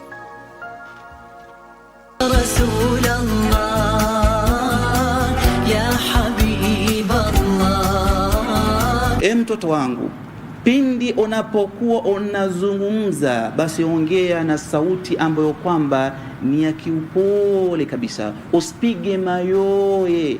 Na pia ukitembea, tembea mwendo wa kisawasawa, wa wastani, usitembee ule mwendo ambao kwamba mtu anajiona mimi ndio mimi, unioni vile nimevaa. Hapana, anamtahadharisha mtoto wake, anamfundisha tabia nzuri. Tunapaswa pia kukumbushana mema na kukatazana maovu, kwa sababu ni ada baina.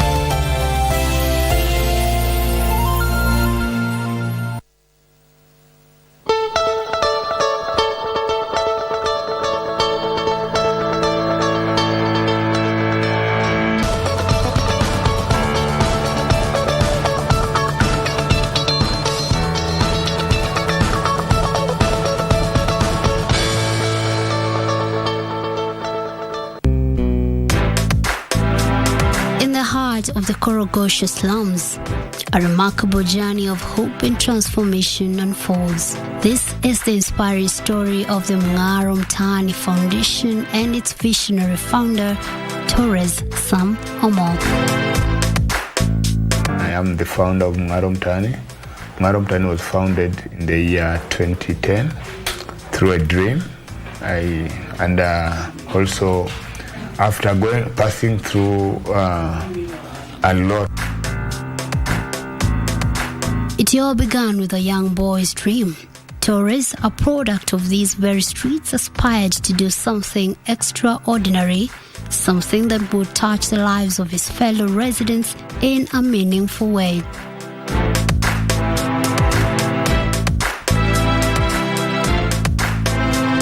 His journey started with a simple observation. He noticed the daily struggle faced by the people of Korogosho, particularly the challenge of affording basic clothing.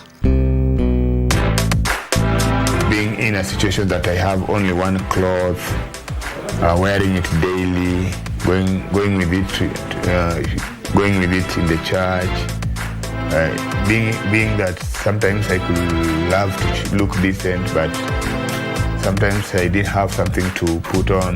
The same would happen to my neighborhood and my neighbors. So there's a time I sat down and started to think about what can I do how can I help this situation. Driven by compassion and unwavering desire to make a difference, he launched his first initiative after completing his studies.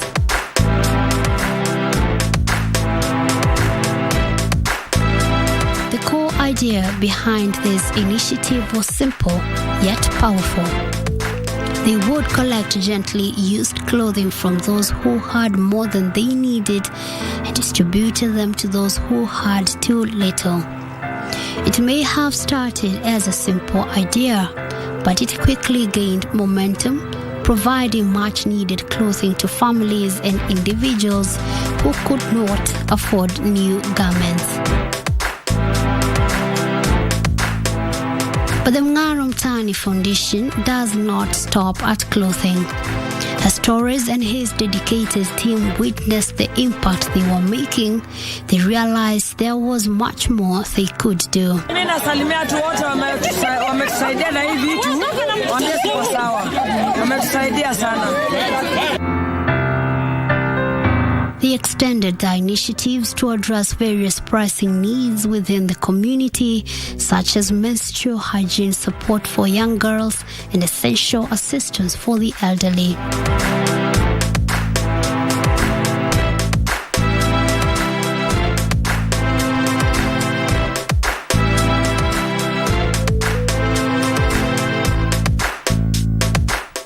For a menstrual hygiene, to give young girls sanitary towels, and also bring them mentors who can tell them, women mentors who can talk to them about menstrual hygiene, tell them that that is just a normal thing in a woman's life. And that's how we started now giving sanitary towels until we got a support from, I don't know if I can mention, we got a support from Safaricom. They gave us sanitary towels, then with pads, and then we started to run out a menstrual hygiene program in school. Disaster response, mitigation, and recovery are also integral parts of their mission. When calamity strikes, the foundation is ready to respond promptly, demonstrating their agility and readiness to serve their communities in times of crisis.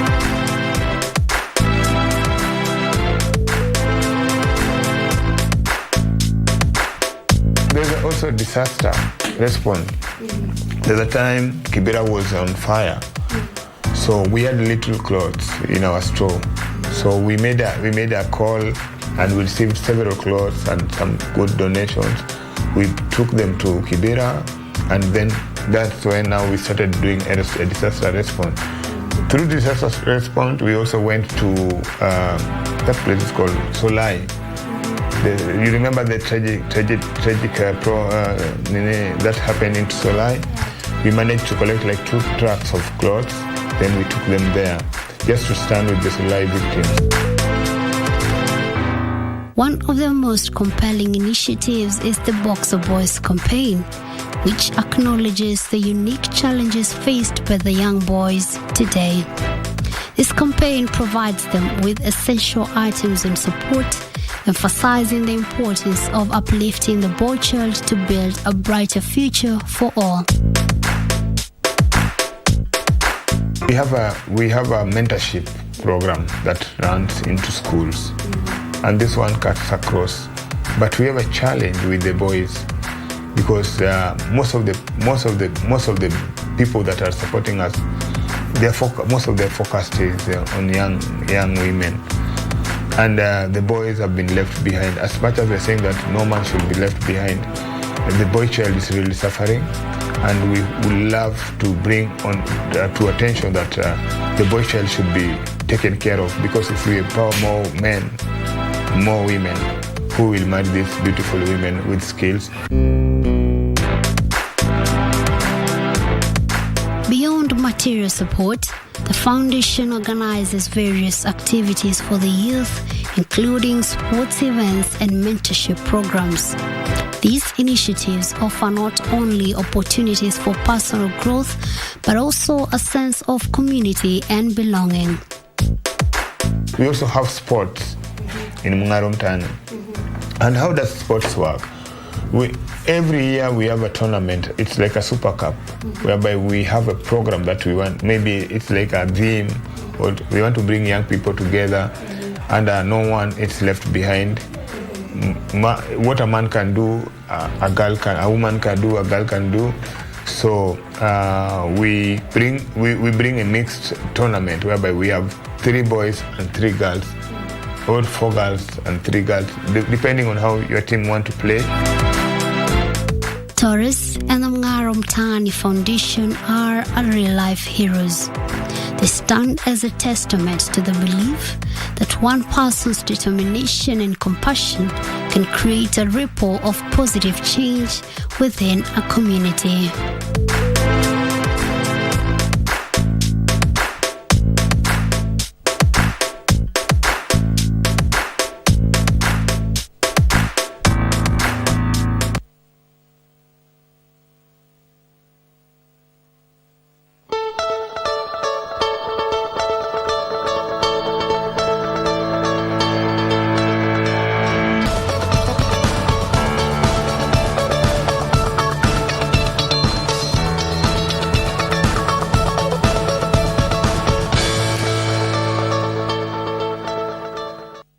Thank you for staying with us. Good morning. My name is Vivian Degwa, and as I had promised earlier on the show, we were to have a conversation on road safety, as well as look at the rights of boda and just how bodas are governed in this country. And this is the time. And joining me for this particular conversation, I have Mary Wangoi Omari. She is the Assistant Inspector General of Police, Commandant Traffic Department, and we also have Kevin Mubadi. He is the National Executive Chairman, Boda Safety Association of Kenya, and we will also be having he's not yet here, but he will be joining us later. That is Samuel Musamba, the Manager, Road Safety Programs and Data NTSA. And I just want to start with the statistics.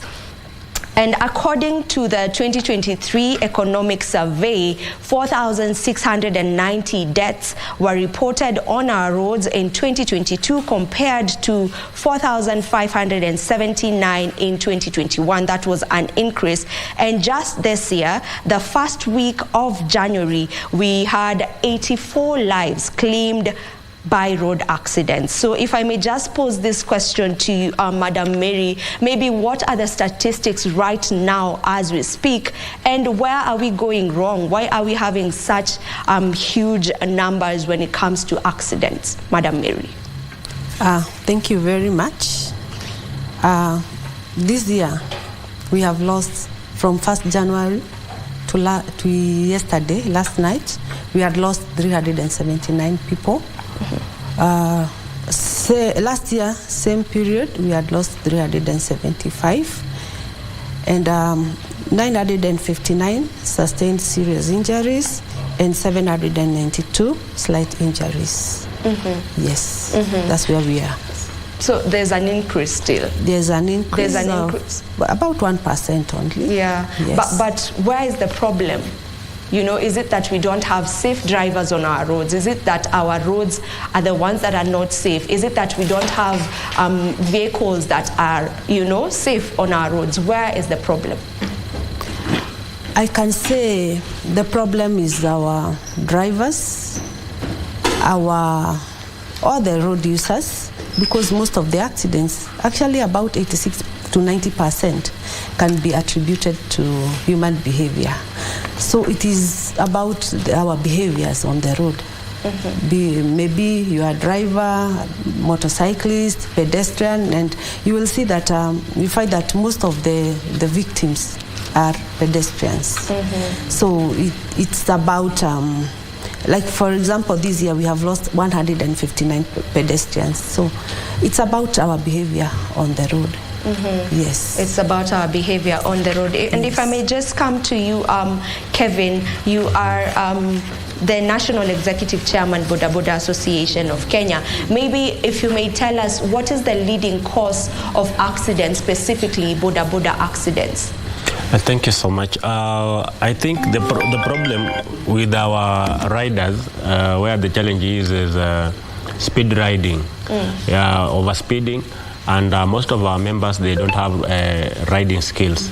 So we have a huge number of border riders who don't have driving licenses. They don't have that experience to be on our roads. But mostly is about speed. Yeah. Madam Mary, back to you on the same question. What is the leading cause of accidents in our country generally on our roads?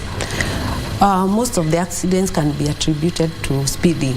Speeding and for pedestrians not following the highway code. For example, they cross and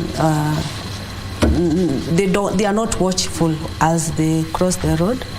They do not use the right clothing, like they wear dark clothes and they are crossing the roads at night, so they are not visible.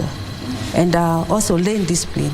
You find that somebody is overtaking on a continuous yellow line, or where the road is not very visible. You cannot see who is ahead of you, what is ahead of you. So mostly it's speeding and lack of lane discipline. Yes. And when you talk of speeding, because even the accident that just happened a day ago, you know, the Kampala, the bus that was coming from Kampala to Nairobi, most of the pedestrians, the survivors, or rather not pedestrians, the survivors from this particular accident attributed speeding to being the cause of that particular accident. So I'm just thinking, do we still have speed governors, and is that something that is being looked at? You know, do we have stops where they check if these cars have governors, speed governors? Yes, the speed governors are still there, but you find that some drivers, some naughty drivers, tend to tamper with the speed governors. And but luckily enough, with NTSA, they are able to tell the speed at which the vehicle was driving before an accident occurs. So I wish Mr. Musuba was here. He could have explained further on this. Yes. We hope that he is going to get here as we continue with this conversation. And back to you, Kevin, with Boda Boda. You mentioned that there are Boda Boda drivers on our road, or riders who are not licensed. So how do we go about that, and why is it that they are on our roads if they don't have, you know, their riding licenses? You see, when the border business started in this country, we started with the bicycle. And with the bicycle, there was no need for going to schools. So you could fall down, you just wake up, wipe yourself, and continue with your journey. But when we moved to motorcycles, we realized that the motorcycles are not like the bicycles. So you find that they have speed, and when the government came to realize that these things are killing our people, the number has blossomed. I think we started issues about training when we were around 800,000 border riders in this country. But we have tried our level best to partner with the MPs, through CDF to train these people, because the challenges that we are also having is that the driving school are very expensive. That is number one. Number two, the driving school were not in the villages where these people come from. You find that you have to travel for almost 150 kilometers for you to go to the town where there is a driving school. But I want to appreciate the effort that we have been working with the national government. We trained NYS TOTs, whom we are expecting to be deployed in the sub-counties to train these riders.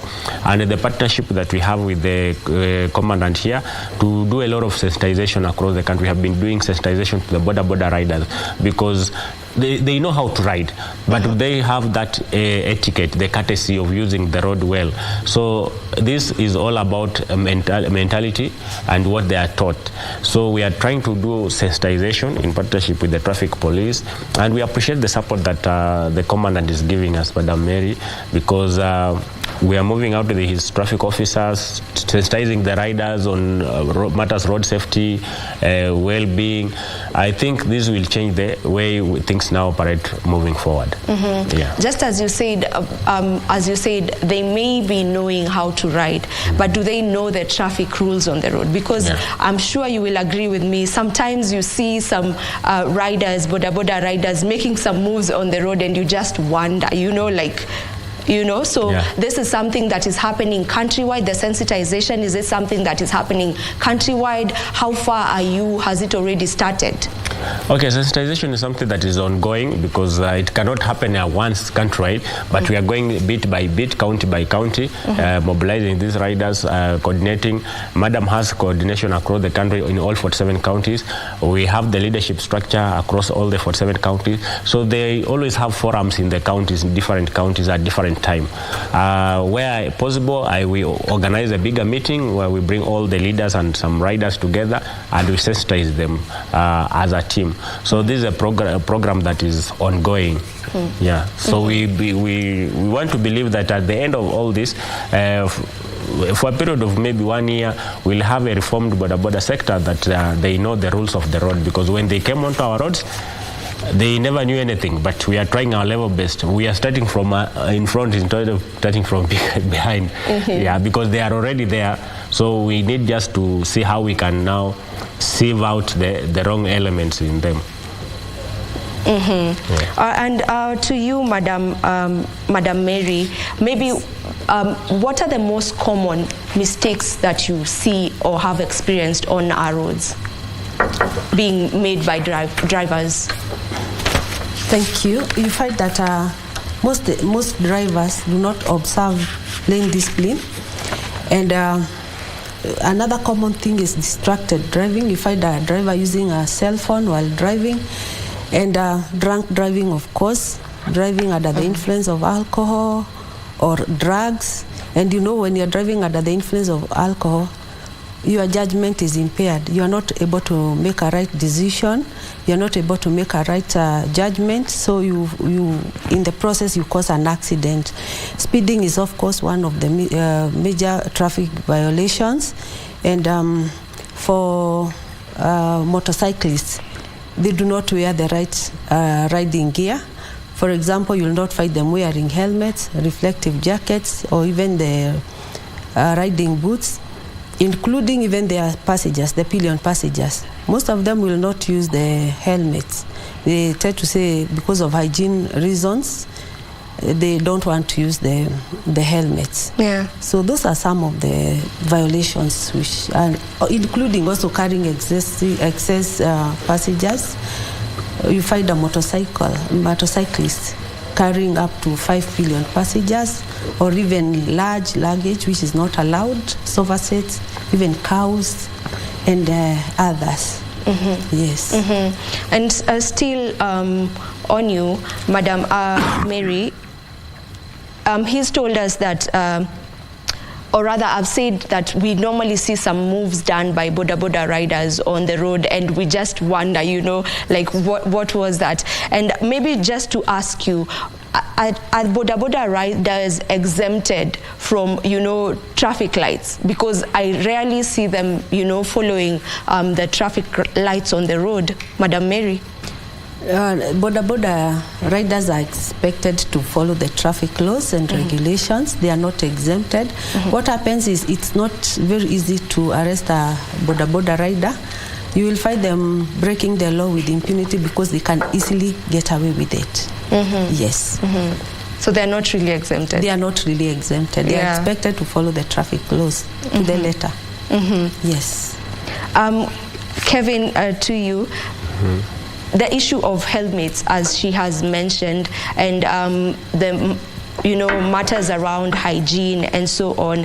We know that everyone who is carried on a boda or riding on a boda as a passenger on a boda should also have the helmets. But even without looking at the passenger being or the passenger riding on the boda, just from the rider themselves, is this something you're looking at? Because we don't see many of them having helmets on, It's not something we see on our roads. Most of them don't have helmets on. So is this something that you're looking at? And is this a requirement that they know they need to have?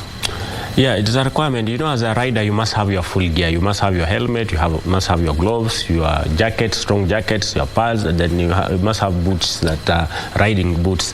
But all this is for your safety, because when you fall down, the first thing that goes to the ground is your head. And with the head doesn't have a spare part. All other body parts, you can get them from your colleague, but something that you don't have a spare part is only your head. And we are trying to educate our people to make sure that they understand the importance of using that helmet, because that helmet protects their head. Through education, I am sure they will understand. And seeing the video that other people had gotten into an accident, I think by seeing those videos on how their heads were injured, they can now understand the importance of using helmets.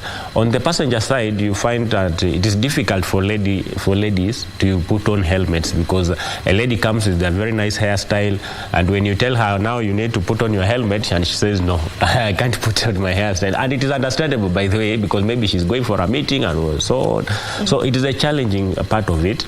But I don't know how we can come up with something better that can suit also ladies with their hairstyles, because that's where the challenge comes in. Because I'm thinking, what can be done? Even not just for the ladies because of the hairstyle, even the gentlemen sometimes refuse to wear the helmets, as passengers, because they try to think how many people have worn these helmets. And this one we can use, we have the nets, the safety nets, where you put on the safety net, that you put on your helmet, and that sweat that is in that helmet cannot reach you. So those are some of the measures that we can put in place to ensure that these people buy those safety nets to put on their head and put on a helmet. No matter what it is, your sweat cannot touch the helmet, and the helmet sweat cannot touch your skin. So those are some of the measures that we can use to ensure that all people now can put on helmet confidently. Madam Mary, you mentioned from the statistics where you told us that 379 people have lost their lives since January 1st this year to today, which is the end of January, the last day of January. More than 100, I didn't get the exact number, but you said more than 100 were pedestrians.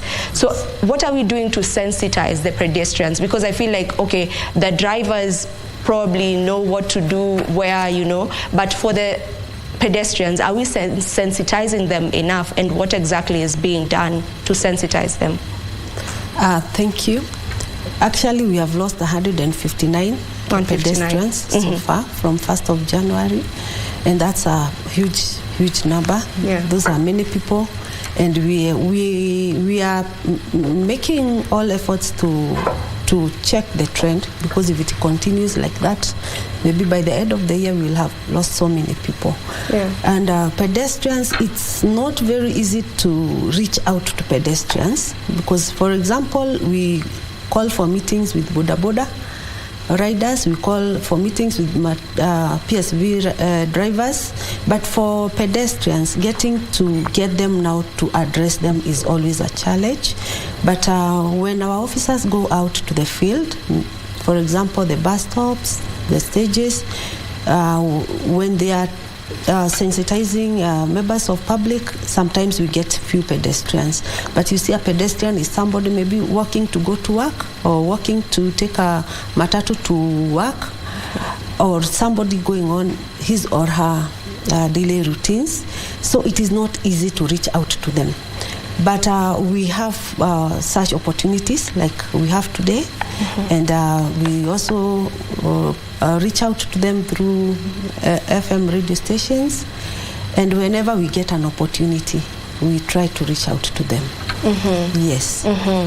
And on matters still road accidents, and we know that there are cases of road accidents that have happened where we experienced, there were fatalities, there are people who died, but we get to know, later from your investigations and from the investigations that you carry out, when you find out that the driver was on the wrong, maybe they were over speeding or they were on the wrong, on that particular road, are they ever brought to book? If they survive. Yeah, if they survive. Yeah, we do. We take them to court. We take action after investigations. It takes time. Sometimes it takes time to complete investigations. But whenever we find that the driver was to blame for that accident, we normally take them to court. Yes. And are licenses ever revoked in this country? Yes, we do. What we do, we recommend for their licenses to be revoked when the person appears in court, and then we forward them to NTSA for revocation or suspension. Yes. Aside from that answer is from the ones who have caused accidents and they were brought to book, they were caught and their licenses are revoked. Aside from those ones, like what would cause a license to be revoked in Kenya? For example, if you cause death by dangerous driving, you can endanger lives through careless driving and that kind of behavior. Yeah, it will force us to recommend that your license be revoked. Yes. All right. Back to you, Mr. Kevin. Boda registrations. Is every boda on our roads, on our Kenyan roads, registered? Do they have a plate number? Okay, we have two types of registration. Number one is that the official government registration, where when you go to buy your motorbike or your car, you have those number plate registered under your name. But you find that most of the motorcycles on our roads, they are not registered with as the owners of those motorcycles, because once they go to the dealer, they purchase the motorbike, they don't complete the transfer process. So we as an organization, we have come up with a system called BIMS, Boda Information Management System. The system, one, will be helping the riders on matters security. Number two, it will help also on matters registration, because even if you have not transferred your motorcycle at NTSA, for us, so long as you are on the road, we'll make sure that we have all your details and your next of kin and who is the real owner of that motorcycle, because most of our riders, sometimes they ride other people's motorcycle. Yeah. You find that you are here, you're working at KBC, then you bought a motorbike for your brother or your sister or your friend that is using at home or wherever to earn a living. So we want to make sure that we get all these details, and these details will also help the government on matter security. You find that someone snatches your phone outside here, you see the number plate, but when you go to search at NTSA, you find it still reads the dealer. But with the system that we have, once you see the number plate, when you come to search at our place, you will find all the details about the owner of that motorcycle and that rider, and it is easy to track and trace him down. So those are the things that we are cooperating with the government just to supplement on their work, to make their work also easier. And through that, it will be good for self-regulation.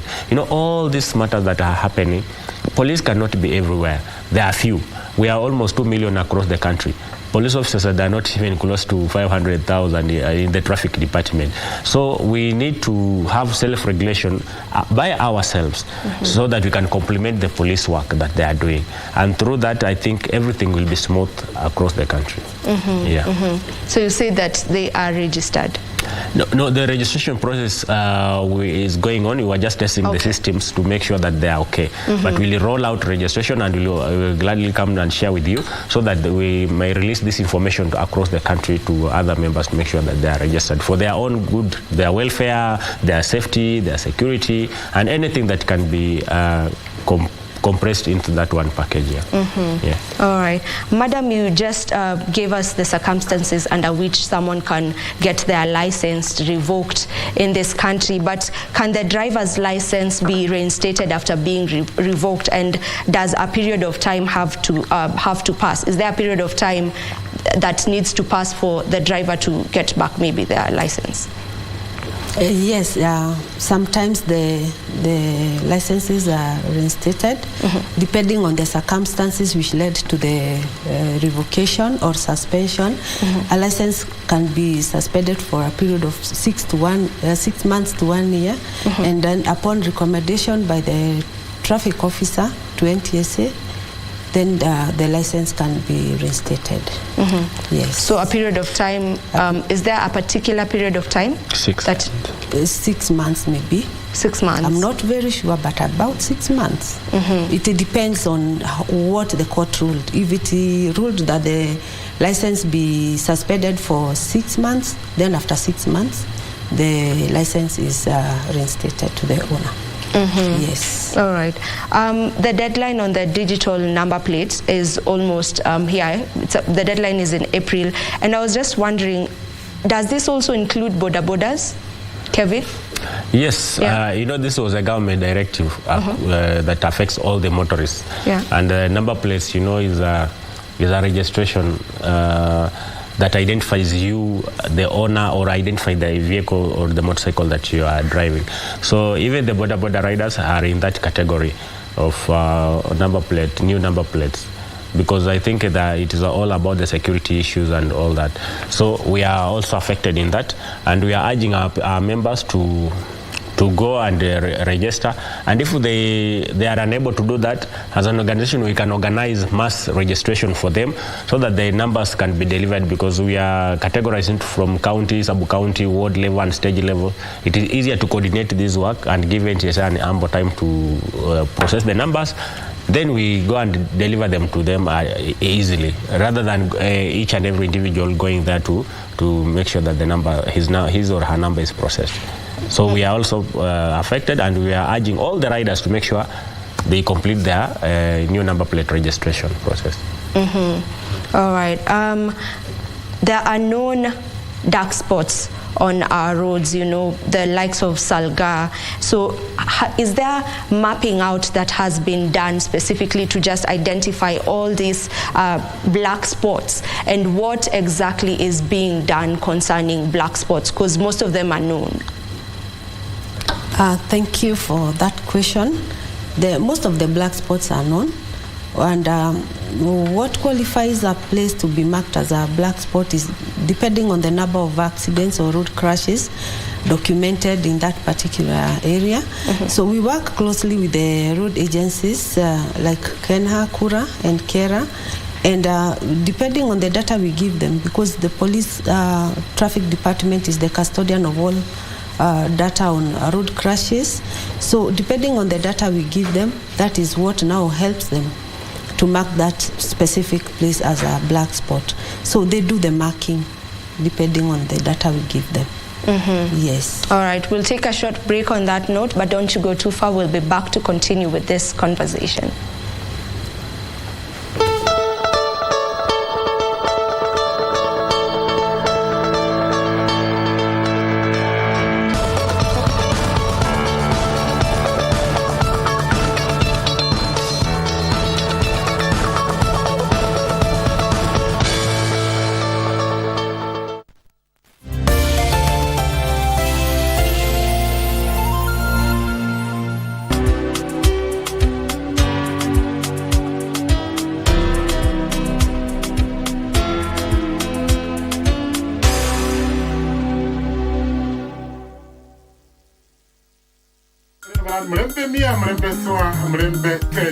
Habari njema kutoka redio yako pendwa ya Ingo FM kwa wakazi na mashabiki wa Bungoma.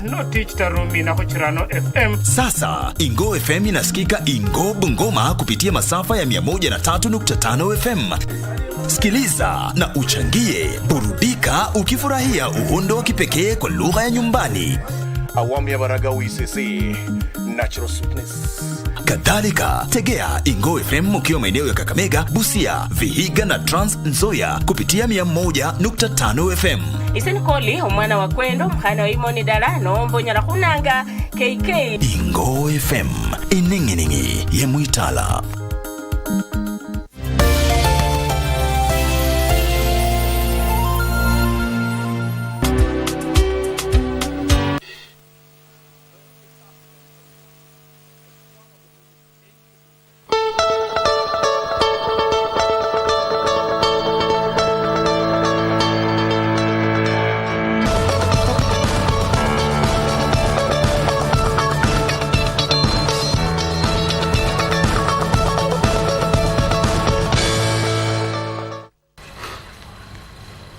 Welcome back and thank you for staying with us. We are talking about road safety and also just trying to look at borders. What rights do they have? Are they all registered? Do they have licenses? Have we done enough sensitization on our roads? And Madam Mary, I've just gotten a question here that has come in where someone is asking, what if the accident is natural? There was an accident that happened in Lamu whereby it was a landmine, and that was the cause of the accident. So how do you go about that? That one is an accident, that one is an incident. And I'm telling you, there is no natural accident. All accidents are caused. There's no natural accident. There must be something that causes that accident. So for the Lamu one, that one is an incident, not an accident. So we don't call it an accident? Yeah, no. Yeah, and as you say, there's no natural accident. There is no natural accident. Okay. Yes. And on matters of corruption, I am sure that when we talk of corruption and hongo, you know, the roads, it's like it carries the biggest number when it comes to hongo. So just how are we going about that? Because we see so many traffic police officers, you know, receiving these handouts from drivers, and they let some things go simply because they've been given, you know, some money, you know, and they let some things go, and this may also be the cause of an accident. So what is being done around that? Because it's something that has been there years and years and years. I don't know if it has reduced. If I may just get the information from you. Thank you. I cannot say if corruption has reduced or increased, because I think it is a perception, and it depends on how people see it. And it is not easy for me now to qualify and say that it has increased or it has decreased. But let me say this. We normally take action against officers who are found engaging in corruption. And of late you have seen, even in video clips going around, doing rounds in social media, that these officers are being arrested by EACC. And we also take internal administrative action against officers who are caught engaging in this malpractice. So the public, the society, they also have a role to play in this, because corruption is a two-way traffic. If there is no giver, there will be no taker. So it is a societal problem. I've always been saying it is a societal problem. Let us now not engage in corruption. If it's a driver, please obey the traffic rules, do your duties, ensure your vehicle is mechanically sound, so that you're not forced to maybe get yourself in a situation where you are forced to give a bribe or offer a bribe to a police officer, which is wrong. So once arrested, the giver and the receiver, you're all supposed to be prosecuted. Yes. All right, Kevin. There's a question we had asked ourselves earlier on this morning with my colleagues Victor Ray Manyara and Mike Megwe, and we were just wondering. None of us has ever seen the Lana signage, the L signage on boda boda. Is it something that is there? Is it that it's us who've never encountered that? Is it something that is there, and does it mean that every boda boda rider just gets on the road knowing how to ride, like there's no Lana signage? That's a tough question, but okay, first of all, where will you place that Lana sign? The motorcycles are very small equipment that doesn't have much space to, like a vehicle where you can put a large sign showing that you are a Lana.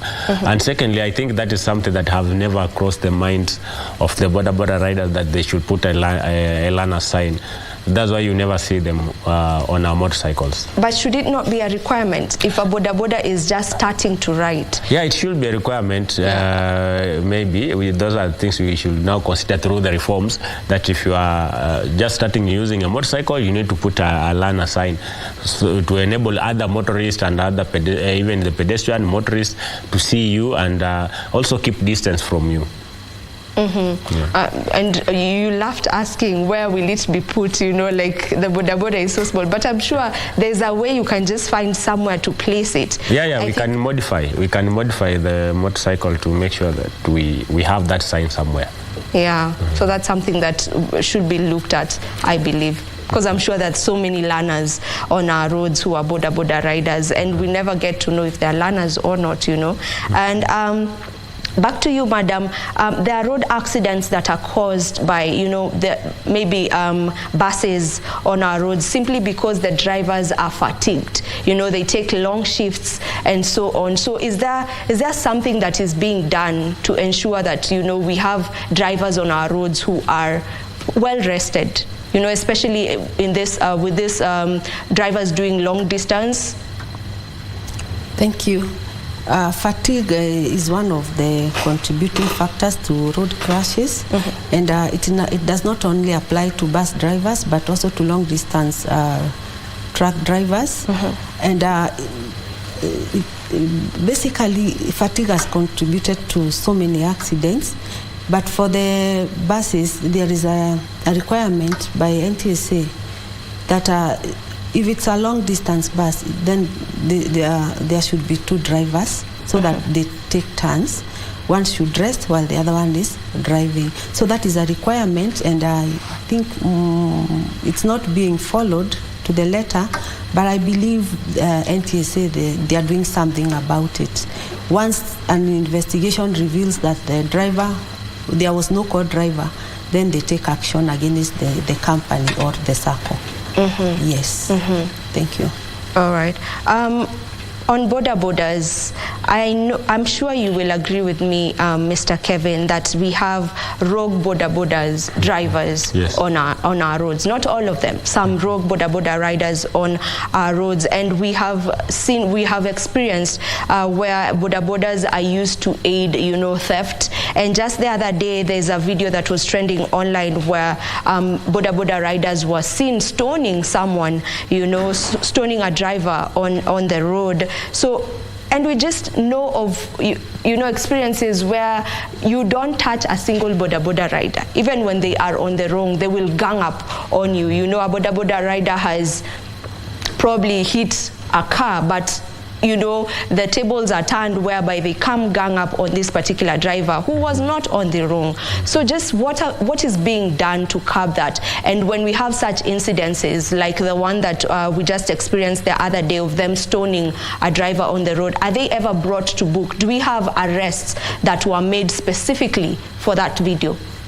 Yes, first of all, it's a regrettable incident that happened, and when you look at the trend, you find that after that incident at Forest Road, we did a lot of sensitization and reforms, and there has never been such like a thing from that incident of Forest Road. But this one for Kitengela came as a shock because our riders had reformed. I don't know what jump-started that issue there, But as we speak now, through coordination with the chairman and the other border riders, because everybody condemned the incidents, and we can assure you that at least 6 people were arrested and they were taken to court, identified by the border riders themselves who want sanity on our roads. They worked closely with the police, the traffic, and the other police department, the DCI, to identify those people that were involved in stoning that vehicle. And these are incidents that we don't want to happen again. Border is just like the office. You cannot go to your office and be fighting every day. I know there's some misunderstandings in offices here and there, but you can solve them amicably. And that's what we are requesting our members. When there is an accident, instead of fighting, because once you start stoning that vehicle, you are destroying the crime scene. So you need to secure the crime scene to allow the police to come and do their investigation, and the due process will take place. And if you feel that your rights have not been achieved, we as an organization, that's why we have the leadership. That's why there is a chairman at every stage. That's why there is a chairman at every ward, every sub-county, at the county level, at the national level, and the regional level. So if you find that a certain police officer is mistreating you, you can easily escalate the issue to your chairman or to the OCS or wherever. Madam is here, she's very open. We can easily reach out to her to make sure that we get our justice. The justice that you deserve, you will get it. So there's no need of fighting on our roads. And this is what we are requesting all our members across the country. When there's an accident, let's be calm. But this was just one incident. I'm sure for the last almost 2 years, there's nothing like this has happened. It doesn't mean that there was no accidents. Accidents always happen. Madam can tell you last year we had almost 1,000 plus involving borders, but there's no any incidents in all those accidents that involved fighting. This one was just one criminal element that started this issue, and you know the power of masses. When someone is triggers something, others tend to come and join. But we condemn the issue, and even the riders across the country, they were condemning the issue, and that's why they took the initiative to arrest themselves, those people, identify those people that were involved in the stoning. And we just want to send out a stern warning to all the riders. Kindly just follow the law. If there is an accident, nobody wakes up and say, I want to go and hit somebody. I want to go and knock that border rider. No, it just happens. Yeah. Because from that incident, they were trying to justify that the driver had, hit a couple of people. You know, they should not take matters on their own hands. That's what you're saying. She hit several people trying to escape also. But, okay, 2 wrongs cannot make a right. So we just need to be calm and follow the law. I think if they did not started fighting, or if the lady did not try to run away also, this issue will not have been that big. But when she tried to run away and the people started stoning her, it escalated too much. And these are things that we don't want to see again. It's good to know that there were some arrests were made, and I hope that they will be brought to book, because when we do that, then they know that there are consequences after whatever action they decide to take. Back to you, Madam. There are lives that are lost on our roads that if there was immediate response or immediate action taken, maybe we would have been able to save some of these lives. What is the response time on our roads, after an accident happens? What is the response time? Thank you. It depends on where the accident occurred. For example, if it is in an isolated place, it will take time, maybe for other motorists to pass by that place so that they can try to save lives. And again, the people who rush to the scene, sometimes they cause more harm to the victim because they are not trained. They do not have the know-how as to how they are going to treat this victim. So the response time in Kenya is not that very good because we do not have ambulances or by the roadsides, which should actually be the ideal situation. And our police officers, our police stations sometimes are not very near the scenes of accidents. But, and again, we cannot have police officers everywhere. So it takes a lot of time to respond to accidents, and even handling of the victims is also now another challenge. So we need to sensitize our people along the highways. For example, there was a program which trained people living along the northern corridor, particularly Naivasha area, and they were trained on to be fast responders, so that they could actually respond to accidents and know how to handle the victims. Yes. Yeah. So sensitization needs to be made, whereby people are taught simple first aid, I believe. Yes, basic first aid. Yeah, that's not something that is being done. Is it something that is underway?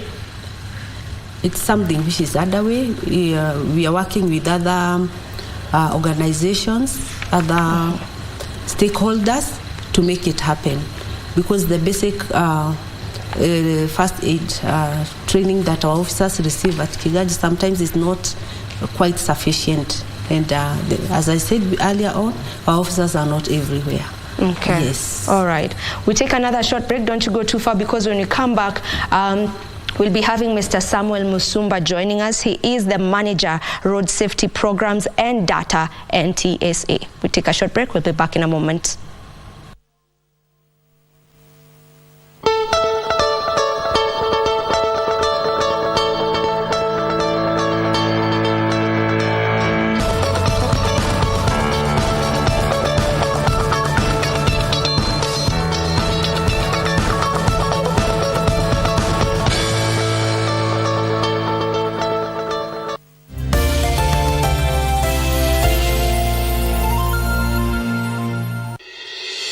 The East African community is one of the most integrated regional blocs in the world.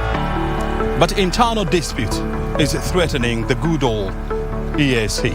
If we can grow by 2 countries every year. So I'm looking at next year for countries like Ethiopia to join, countries like Sudan to join, countries like Eritrea to join, Djibouti to join. All these countries in the Horn of Africa, I want to believe that they can join. This week on Inside Government, we are talking to the Cabinet Secretary, East African Community, Penny Namalonza. She'll be explaining to us what is the future of East African Community and what Kenya is doing to deepen intra-regional trade. Watch the conversation right here on KBC Channel 1 with me, O'Brien Kimani.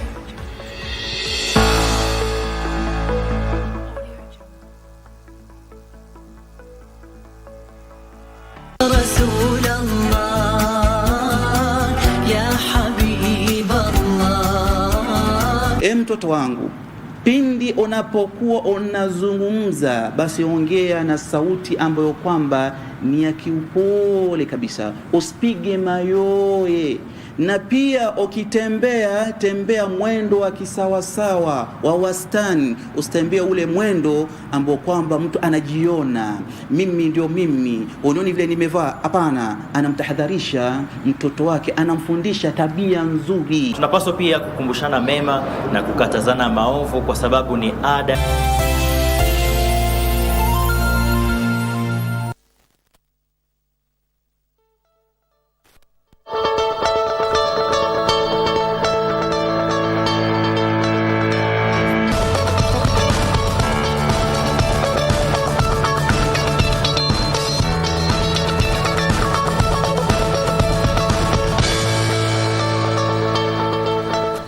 Thank you for staying with us at exactly 9 a.m. this morning. This is Good Morning Kenya. In case you're just tuning in, we are having a conversation on road safety, and joining us is Mr. Samuel Musumba, who is the Manager, Road Safety Programs and Data, NTSA, and we also have Kevin Mubadi, who's the National Executive Chairman, Boda Boda Safety Association of Kenya, and Mary Wangoi Omari. She is the Assistant Inspector General of Police Commandant Traffic Department. We had already begun this conversation, and I would love Mr. Musumba to just get to join in. Mr. Musumba, before you joined us, we were given the statistics on where we stand at the moment in terms of accidents in our country, and we were given a number of 379 accidents that have 379 lives that have been lost on our roads just this month, just this year. That is from the beginning of January 1st to date. So according to you, where is the problem? Where are we going wrong? Thank you so much for also having me here. Now let me start by saying that the numbers that we are seeing, and the trend really has been on an increasing level. And I would say that as a country, I think we are at a crossroad when it comes to matters road safety. Because at some point you're like almost doing a negative, but then it comes up again. If you look at the spread of these numbers, almost everybody is affected one way or another. Every road user is affected one way or another. And over 90% of these numbers, which are deaths actually, let me just not talk about numbers, but deaths of people on the roads, it has a lot to do with the way we behave. Nothing rocket science here. If you look at the roads in this country, at least I would say government has really tried. The infrastructure, if you walked around this country, several counties, you go there, I mean, you'll see a good road, I would say, by standards. We're not almost 3-star there, but at least fairly good roads. Look at the type of vehicles that Kenyans are driving. Fairly good vehicles. I will tell you, Kenyans really consume numbers. Right now, I think we're almost done with KDN, and we are up there. So really, it has to do a lot with just the way we behave. And the most sad part is that majority of these incidences actually are caused by trained drivers. They are licensed, so to speak. People who have gone to school so well, meaning that they understand even regulations, laws, and all that. Some of them are so seasoned. You find a driver with experience of 30 years, 31 years, 20 years, causing these incidences. So it has really a lot to do with just the way we behave in that space. Why would I speed, for example? What is the motivation behind speeding? I can control that, I can manage that. Why should I go drink and drive? And yet I know the effect of alcohol, even without driving. I know what it can do. So it's these choices that we make, which sadly are wrong choices by most of the drivers. But also, what is coming out now from our analysis, and when we look at these seasoned drivers causing these incidences, we are starting to realize that these are people who we cannot say they don't know how to drive. Even if you took them for a retest, they'll still pass, But what we are realizing is that there are emerging issues now that we need to address, particularly mental health issues. I think people are so stressed up. Life is, we understand, there's a push, a lot of stress now. And that's why you realize you get this driver who was, for example, caused this incident, and you ask him what happened, he tells you it was brake failure. They are running away with the brake failure because brakes cannot come to court to say whether you stepped on them or not. So they get away with that. Look at the case we had at Londiani. That driver just said it was brake failure. But how true was it that it was brake failure? And many others are just saying brake failure. They're just running away with that. But we are coming to realize that there could be other underlying issues. Somebody is stressed on that road. Somebody is under pressure. Is on phone because of that pressure, perhaps, and ends up causing, these incidences. And so a lot, really, I would say, are around the way we behave. Even that brake failure has something to do with your behavior. How prepared are you for that journey, for example? Because in safe driving, we always talk about journey planning and management. Where do you start from? You start from yourself first. Am I fit to drive?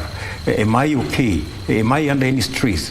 Is something disturbing me? Even the issues we talk about fatigue as really another issue. But fatigue starts from where? Fatigue starts from your bed. Because if you don't sleep for enough hours in your bed, say you sleep 2 hours, and you go and hit the road, eventually you get fatigued, and fatigue is even worse than alcohol, by the way. That sleep is worse than alcohol, and you'll be tempted now to do many other mistakes, many other issues. At the end of the day, you actually cause the incidents that we are seeing. So I would largely say it has a lot to do with ourselves, our behavior as a people. What choices are we making on that particular road? And my colleague, Madam Omari, will tell you, we've been doing enforcement.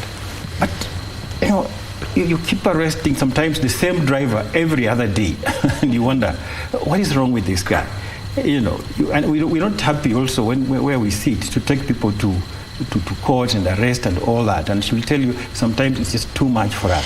But I think as a people, we need to now start looking at these issues, very seriously. From how do we change this behavior? How do we manage ourselves in this transport system? Yeah, and I want to pick up on what you just said about the fact that sometimes you get to arrest the same drivers, the same faces over and over again. And before you came in, we had talked about the issue of revoking licenses. And when you say that you get to arrest the same person a number of times, is there a particular number that when you are caught having a traffic offense that your license should be revoked? Yeah, at the moment, the spirit of the law, actually, if you look at the traffic law, that is the spirit. The spirit is, can we minimize repeat offenders? But it is not very explicit in terms of then what do we do when we find this same driver doing the same thing. It's not really sometimes very explicit, and it is left now to the judge to decide. What do we do with such a driver? Mm-hmm. But I don't know if my colleague spoke about it, but we are now in the process of reviewing the law, the Traffic Act, and those are some of the lacunas that we are looking at. What do we do with these, repeat offenders?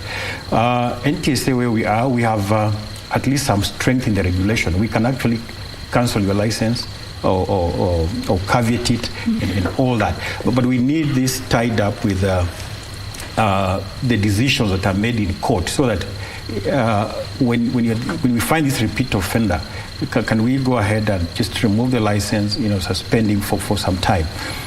We've been doing this for particularly PSV drivers a lot. We actually caveat their licenses, especially where they're involved in incidences of, say, drunk driving or an incident that causes a fatality where somebody has actually died. Then we say, can we go ahead and remove, that license? What we are really pushing for is that in this law, can we make this very, very punitive? Kali kabisa. We were happy sometime last year when this driver was fined almost $1 million. 100 million shillings. I said, I think this is the way to go.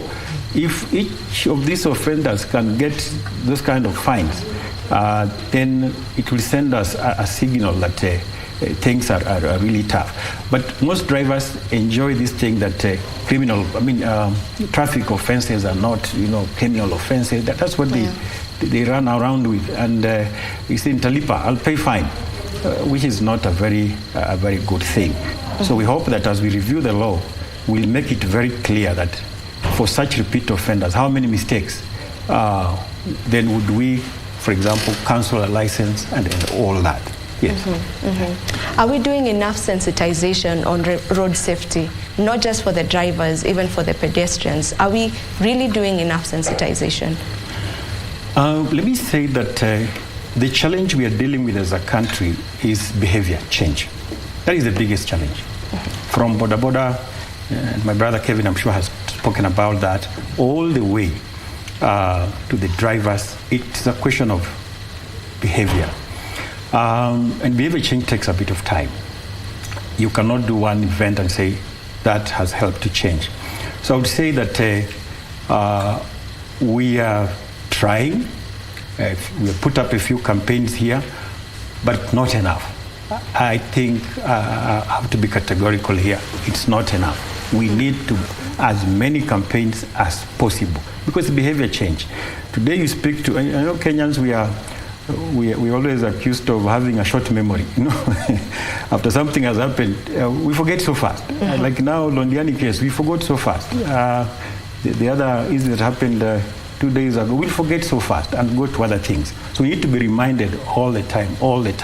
So we need to put up many campaigns, and in fact, we are calling upon, many people to join us, because road safety is a shared responsibility. It cannot be a police affair or the chairman's here affair alone. All of us must actually, join in. We are happy with some of the stakeholders who are coming in to support sponsorship here and there, but there's still more to be done. We need more campaigns. Mm-hmm. Yeah. All right, I agree with you that we need more campaigns to sensitize the public on road safety. If I may come back to you, Mr. Kevin, I know that almost every PSV vehicle, I stand corrected, every matatu is under a SACCO. Do we have the same for border borders? Are there SACCOs for border borders? Yes, we register some transcorps in different wards and different groups. So we are pushing our members to be into the SACCOs, because SACCOs, it is easy to manage at a smaller level. As we, as an organization, oversee the whole border sector in the country, but we try to sensitize them to ensure they are in groups, the small groups that can be easily managed. So yes, they are into SACCOs. And those who are not into SACCOs, we are pushing them to be in SACCOs. And it will reach a place, if you are not in a certain group or a SACCO, you will not be on the road. And these are the things that we will be working with the Madam Commandant and the NTSA to ensure that we remove the wrong people from our road. If you don't want to cooperate, then that means you are not a border rider. You should not be on the road. If you are a rider and you are doing this for business, you must just follow the law. Yeah. All right, and I'm still on you. For us to identify a PSV, it's so easy. There's the yellow line, For border borders, how do we differentiate between a private motorcycle and one that is actually for the public, one that is being used to ferry people? That's the challenge that we have in the border sector. It has not been defined clearly, because you can wake up early in the morning, go buy your motorcycle and continue riding. It doesn't matter if you are you are doing it for business, you are doing it for your delivery, or you are doing it for just your private affairs. But the system that we developed, this border information management system, BIMS, it has those columns. We have where we can register your motorcycle as a biker if you just doing it for your own fun. We have where you can register as a delivery, because we have those guys who only do delivery businesses.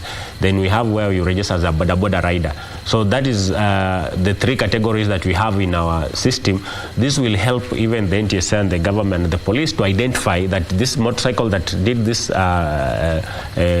wrong, it was either a delivery motorcycle, it was a border, or it was just a private motorcycle. That's how we can identify. But saying that we can have the color that identify it is very difficult in the border sector. Considering also the numbers and the efficiency, how they move around, it is not easy to have all those. Yeah. But I believe something can be done on that. And right now we take a very short break. We'll be back with this conversation.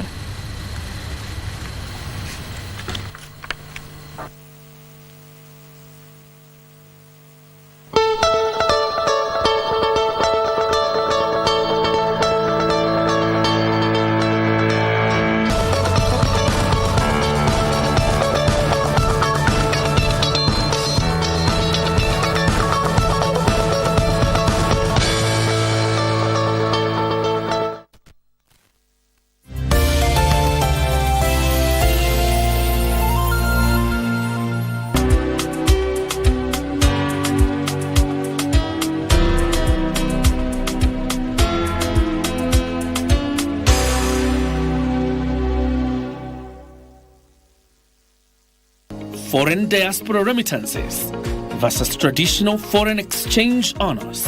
And currently we have the highest earnings from these remittances through labor migration. We can go up to $1 trillion in remittances just because of the earnings that we get through labor migration. What has occasioned the big shift? As she marks 1 year in office, Labor and Social Protection Cabinet Secretary Florence Bore explains the nexus between increased foreign job opportunities and the country's economic growth.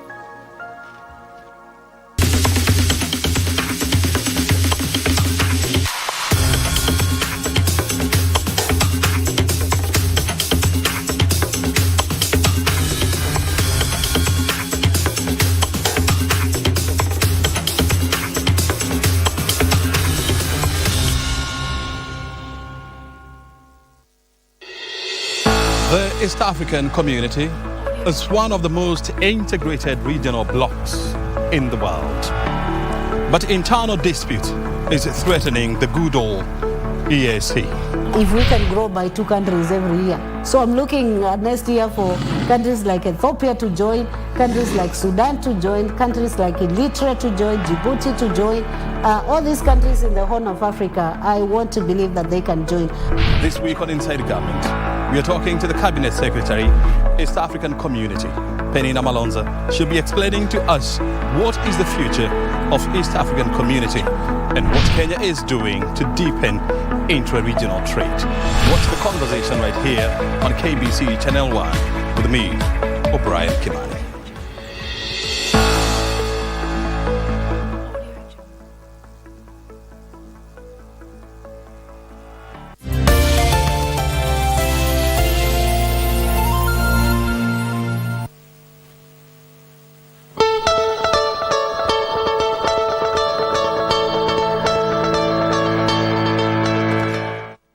Okay, and we are back on air. Thank you for staying with us. This is Good Morning Kenya. I have a question for you, Madam Mary.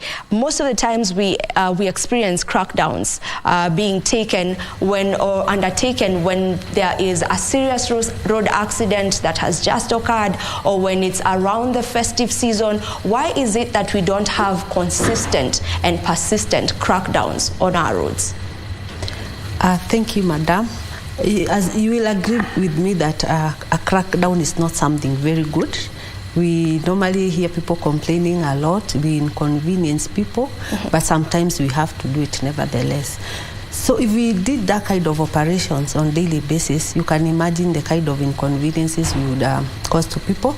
But I would like to say that we do enforcement on daily basis. Every day you find traffic police officers on the roads. They do enforcement in a small way. Every day we take cases to court. But now the major operations, we conduct them, especially when we expect heavy flow of traffic or when people are traveling a lot, especially during the festive seasons. You find people traveling a lot, so we need to take precautions because that is the time we also normally experience a high number of road crashes. So it's a way of taking precautions. But it does not mean that we do not do enforcement on daily basis. Yeah, as you said, it's a way of taking precautions. So I believe, I'm thinking it should be done, not every day, yes, but consistently and not just when it's during the festive season or when there's a serious accident, that has happened. You've said that it causes some inconveniences, but I'm thinking if it can help us in curbing, the road accidents that we experience on our roads, then maybe this is something that you should take up? Yes, thank you. It's something we should take up. It's something we should think of. But as for now, we continue to do enforcement in our own small way.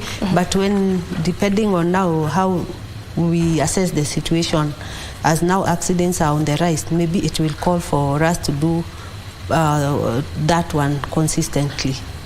Yes. All right. Mr. Musumba, I know that we have identified black spots in this country, and I'm just wondering, is there a place where I can go find this information whereby you have mapped them out, you have, labeled them that this is where the black spots are and this is what to avoid doing on those particular spots? Yeah. Information on, actually we are moving away from calling them black spots, but then some of us are black, so anytime you mention black spot, somebody's thinking, hey, am I that spot? but we are now calling them high-risk locations. Okay. Yeah, so that we move away a bit from our colors. But anyway, nonetheless, we have a whole department that does road audits on a very regular basis. And this department does this in collaboration with other actors. The road agencies, the national police also are part of that process. So these reports are there. Anytime we do an audit on a given road or identify the issues, then we're able to share this report. So the reports are there for anyone to see.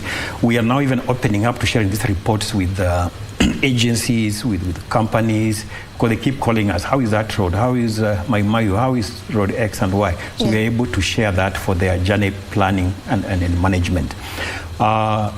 We have identified very high-risk areas along the corridor, particularly the northern corridor, which has many of those spots.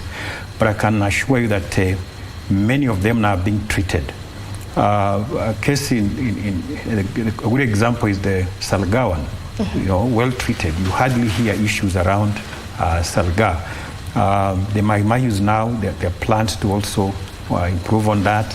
If you went down towards Mombasa, many of those previously called high-risk locations now have actually been treated. Either there's a signage there to warn you that now you're approaching a high-risk location.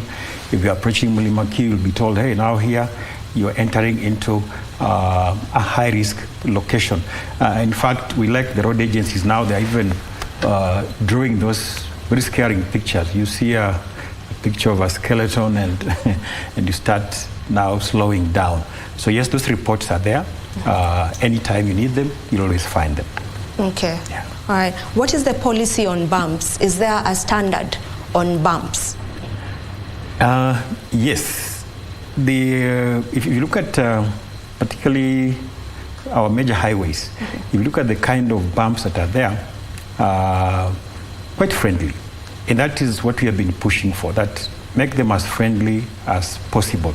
But before that bump, then can you warn the motorist or the driver that you are now approaching a bump? Either there's a signage there or there are rumble strips towards that particular bump. What we all discourage are these bumps that people erect on their own. Just because somebody was knocked here, then you wake up in the morning and you put stones or you put mchanga around there, you say that is a bump. No, those ones we do not encourage them because they are very risky. You're not an expert. Bumps are done from an expert point of view. We just don't wake up and put up a bump. Yeah. So what we are seeing is an improvement of the past. I know the designs in the past were so bad. You get a very sharp bump and you hit it, sometimes it even causes an accident. So we are now improving even on those designs. There are now new designs on infrastructure, and partly it's that. But the designs we are having now are in keeping with what we call a safe system approach. Now, within the safe system approach, we are given some thresholds that people should not die, actually.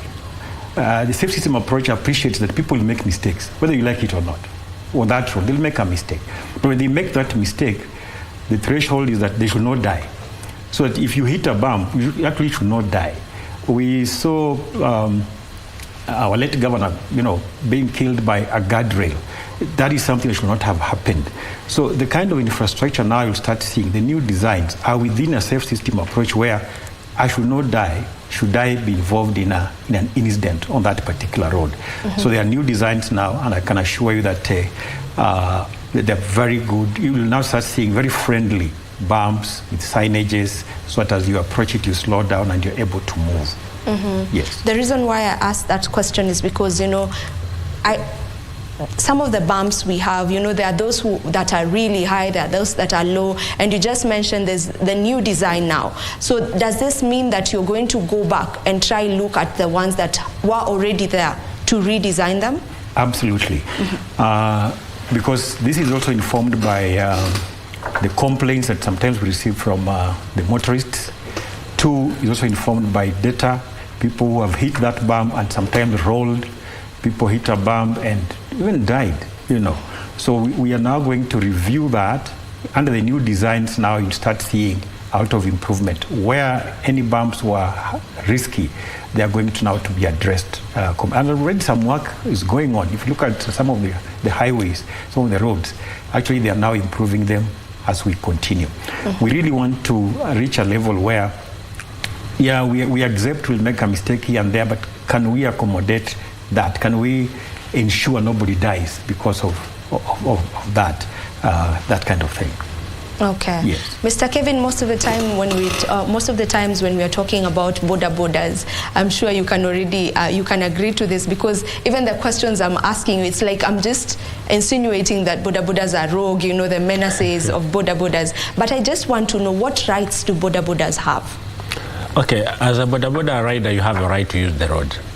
That is what other motorists forget. And that's where now sensitization to other members of the community need to know that if you have your car, you must respect that border rider. And in fact, I was sent here by one of the riders to talk about that issue, where the motorists always push them to the end of the road. And sometimes they ask them, you have a motorcycle, go and use that pedestrian lane on the other side. You see, that's where now the challenge comes in. And we are also requesting if we can have a dedicated line for the border riders in this country. It will solve a lot of issues. These highways that are being constructed, if we can have just a 1.5 meter lane dedicated for the border rider, you'll never see a border rider scratching your car. Because the reason even Musumba was late here, it was because of traffic. If we would have used a motorcycle, he would be here on time. So the motorcycles are here to make sure that we reach where we are going faster. We should not queue. The law says you have to queue at the other motorists. And it can't work, and it will never work until the end of the world. Because you get out of your car, you jump on a motorcycle because you are late. The motorcycles were brought in to at least to fasten our deliveries. So if the government can sit down, restructure their laws and give us a dedicated lane, the matters of traffic and those chaos that you always see people fighting on the road, it will be over, something of the past. Also, we just need to improve on sensitizing our people. You know, the issue of rogue people is there, but we need to do a lot of sensitization. And I think I've also even just received an image here from Trans Nzoia County, where we see the traffic police, that is the base commander, and all the borders there in Trans Nzoia. They are doing sensitization, and this is what we are talking about. We are trying to do a lot of sensitization with Madam Mary here through his officers to ensure to bring these people, to put into their mind some new seeds that we need to have what we call behavior change, and look at the border sector as a sector that now is driving the economy. Because at the moment, a border rider can pay fees.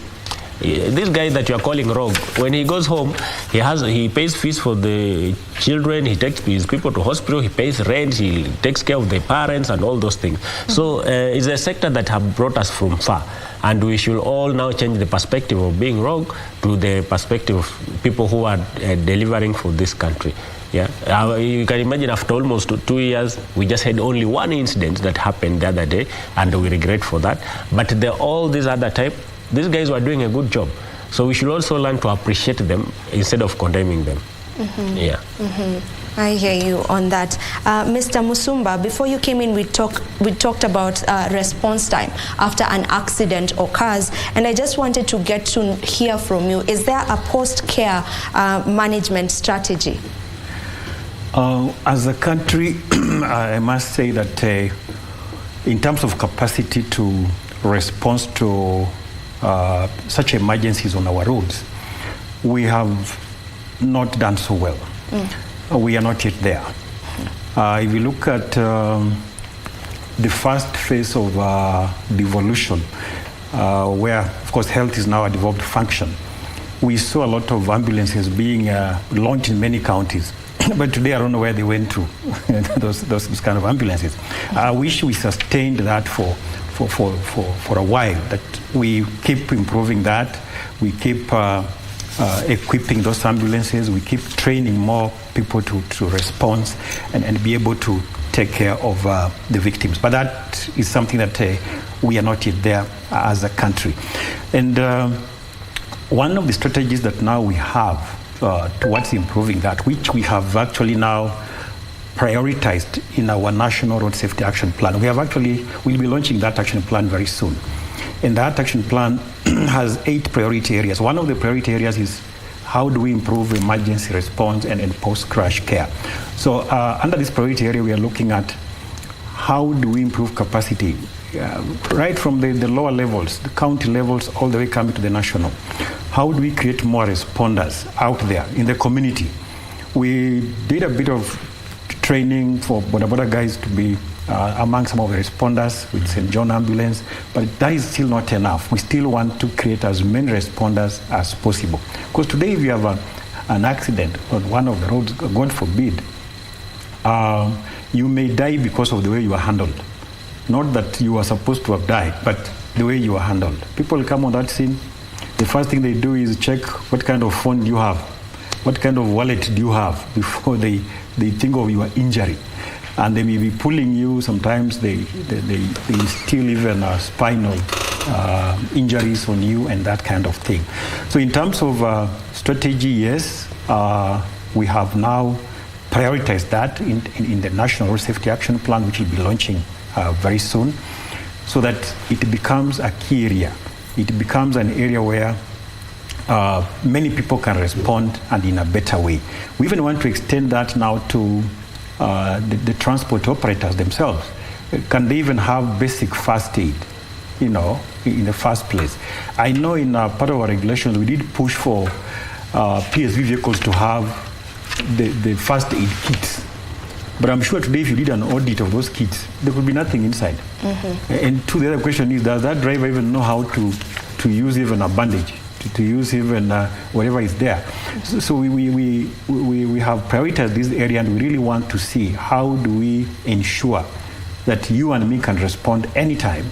I mean, you and me can use these kits and be able to save a life. That is a golden hour that you can save a life, so to speak. Mm-hmm. The other area that we are looking at in terms of strategies, then the hospitals on the corridor, are they fully equipped? Are they in a position to handle sometimes the numbers of victims?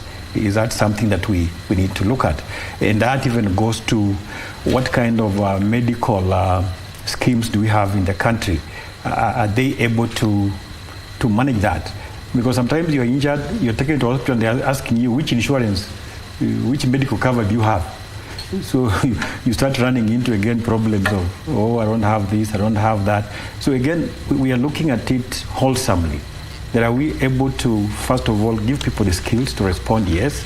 Issues of ambulances? Yes. But also in terms of post-crash care, now at the hospital level, do we have equipment and even human resource to handle such victims? So it's a very comprehensive strategy that we have now, and hopefully working with the county governments, we should be able to achieve that. Yeah, because I'm thinking are all our hospitals equipped to handle, victims of road accidents? Do we have enough facilities, to handle this? Do we have proper equipment in hospitals, not just in Nairobi, but across the country? I'm looking at somewhere in Turkana. Is that what you're talking about, that you are working on looking at? Yes, we want to strike that balance, because actually some areas you can die because of the way you are managed in some of those institutions. As much as we say health is now a devolved function, but if you walk to some of the hospitals in across the country, you will see those disparities. Mm-hmm. You go to some areas, even the human resource is not there. Ambulances are there sometimes, then you are being told we have even no fuel. There's an emergency here, so they can't even move. Those ambulances, the way they're equipped, also there are many of those issues. So within this strategy now, under the plan that we have, we are looking at every hospital, even those mashinani kabisa. Are they able to respond? Because some of these incidents actually happen in mashinani, those areas. So you can't expect that these victims will be brought to Nairobi or be airlifted or that kind of thing. We don't have that kind of capacity as a country. But we are thinking, are we able to ensure that these hospitals have that capacity? And within that plan, actually, there is an opportunity for us, because this plan will be implemented under a multi-agency kind of framework, where the national government and the county government collaborating together, including other partners from the private sector, non-government organizations coming on board. So we are seeing an opportunity where, as we speak about these things, everybody is actually going to do something about it. So we hope that we get the best services, best response, and then post-crash care in those facilities. Yeah. All right. Madam Mary, I want to come back to you. On most PSV vehicles, when you get inside them, there's the stickers for Zusha, where passengers are just advised to speak up whenever there's something that is going wrong in the vehicle while they are in there, you know, when the driver is overspeeding and so on and so forth. Maybe is there a number that one should call? Is there a number that has been set aside where if you have complaints as a passenger, you can call? Thank you for that question. Sadly, there is no specific number that you can call at the moment, but we are in the process of getting that number, that toll-free number, where you are able to call. You can reach out to the commandant, the office of the commandant, or NTSA, or police headquarters, or to any other place where you can be helped. But at the moment, maybe you just have to call 999 or 911, but sometimes the response is not that fast. So we are in the process, together with the NTSA, we are in the process of getting that toll-free number where you can easily reach out to law enforcement or law enforcers or the NTSA office. Yes. I believe that is something that should be done, and you should work on it maybe as soon as possible, because even for the accident that just happened a day ago in Kisumu, the survivors or the passengers who survived from this particular crash said that they tried to speak to the driver to tell the driver to stop overspeeding. I believe if maybe there was a number, then the driver would know, okay, they can call and they can be brought to book, and maybe that would have helped, you know, curb that, or that accident might not have happened. So if you plus the NTSA can just look into that, whereby we have a toll-free number that every passenger can just get to, you know, call whenever there is an issue that has arisen when they are in PSVs. That would be really good, you know. And maybe just to you, Mr. Musumba, on the digital number plates. Maybe for someone who doesn't really understand why this is happening, why we need to get this new digital number plates, and you know, the deadline is in April. For someone who hasn't gotten theirs yet, because they are wondering what is the need for it. It's still my number plate. It's the same number. Maybe why the need? It's still your number. We have no doubt about that. Yeah. In the system, still that is your number. But these are what we call new generation number plates. Yeah. If you compare the number plate now that we have, the new generation one and the old one, the features are so different. In terms of even security, the new number plate has better security features than the other one. You know, the other one was mere painting. I don't want to really really talk about it, but I know it is something that people will tamper with. And people do that. We saw a lot of people duplicating some of these things. And we were being accused of double registration. Our system can't allow a double registration. It's just that somebody went somewhere on River Road and just painted that and put on his car or her car. But the new ones, you can't tamper with them. The way they have been made, more secure. Two, also they even have a QR code. You can actually get details of your car just by scanning that QR code. So it's more of even lessening the issue of car theft. The way people would steal cars and go and change this and that. Right now, it is not possible because you can only have that one. There's no way that it can be duplicated elsewhere. The kind of process that has taken to produce that number plate, there is completely no way. And even in terms of design, the sizes and all that, we have the oblong, we have the other sizes. You cannot actually duplicate it. No way. My car and Kevin's car, totally different. Madam's car, they'll be totally different. Even if they are the same make, they'll be totally different. So we really encourage Kenyans to take up this new number plate. I know there is word running around that there is a deadline to it. We have not officially made that announcement. We are seeing it on social media, people throwing here and there, but we haven't made that official announcement per se.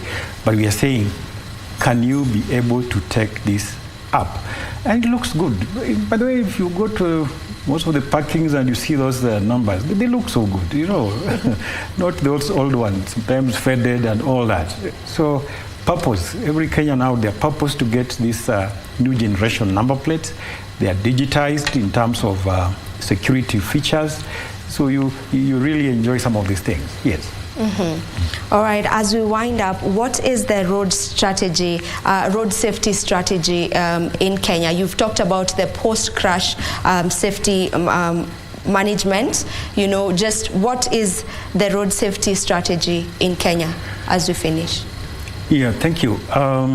Right now, as a country, we have aligned ourselves to best practice. We have aligned ourselves to international protocols in terms of road safety. We are implementing the second global plan of action for road safety, which every country is doing that. The target in this plan is to reduce road traffic deaths by at least 50% by 2030. The journey to 2030 is just 6 years from now. So already we are working towards that journey. But how do we get to that 50%? Our strategy is what has been proposed in that plan, that we align all our actions to a safe system approach where we ensure that nobody dies. People keep making mistakes, but at least nobody dies on our roads. So what we have done as a country is that we have domesticated this global plan into a local plan, which is a national road safety action plan. It will be running from this year all the way to 2027. 5 years. We'll be launching it very, very soon.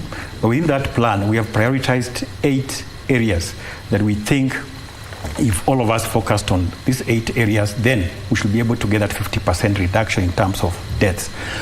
Quickly, one of the areas we are looking at is really improving partnerships, collaboration. These are shared responsibility. All of us must pull together. So we are asking everybody in the country, please come on board. The other area that we are looking at is the whole issue of funding. Road safety is expensive, so we are really asking everybody, please join us in terms of funding these initiatives. 3, we are looking at infrastructure. We really are looking at new designs, improving even the old designs that were there, ensuring that everyone is safe on that road. 4, we're also looking at managing risks and really assessing risks on these roads. How do we enforce? We must be able to ascertain risks on this road, then we are able to enforce better. We're also looking at the whole issue of enforcement towards behavior change. How do we improve that? In the plan also, we have several actions that we have proposed in terms of enforcement towards behavior change, and in many campaigns now also you'll be seeing that happening. In terms of vehicles also, we have made proposals there. As a country, what kind of vehicles do we need to consume? What are we looking at? They must be safe. Which standards are there? We really want to discourage vehicles that sometimes are even written off because of accident. They find themselves again back in our system. So we really want to ensure that the standards are there. Right. And then also the issue of post-crash care, like I mentioned, and the issue of research, data, monitoring, all these issues. That is very key for us, that we must come up with initiatives that are evidence-based, and that can only be done through research, evaluations, and looking at our data to see how we improve that. So there's so much in that plan, hoping that these strategies can be implemented within the 5 years, and then we're able to get 50% reduction. All right. Yeah. We really appreciate that you took your time to join us for this particular conversation. Madam Mary, Mr. Kevin Mubadi, and Mr. Samuel, thank you so much for gracing our show today. And I am sure that you have taken something from this conversation. And if anything, every one of us has a responsibility to take up in order to ensure that we are just safe on our roads. So in your smallest capacity, the smallest capacity that you have, just make sure that you are doing your part. And this is where we end Good Morning Kenya for today. Thank you so much for tuning in. I have been your host, Vivian Dagwa. Until next time, goodbye.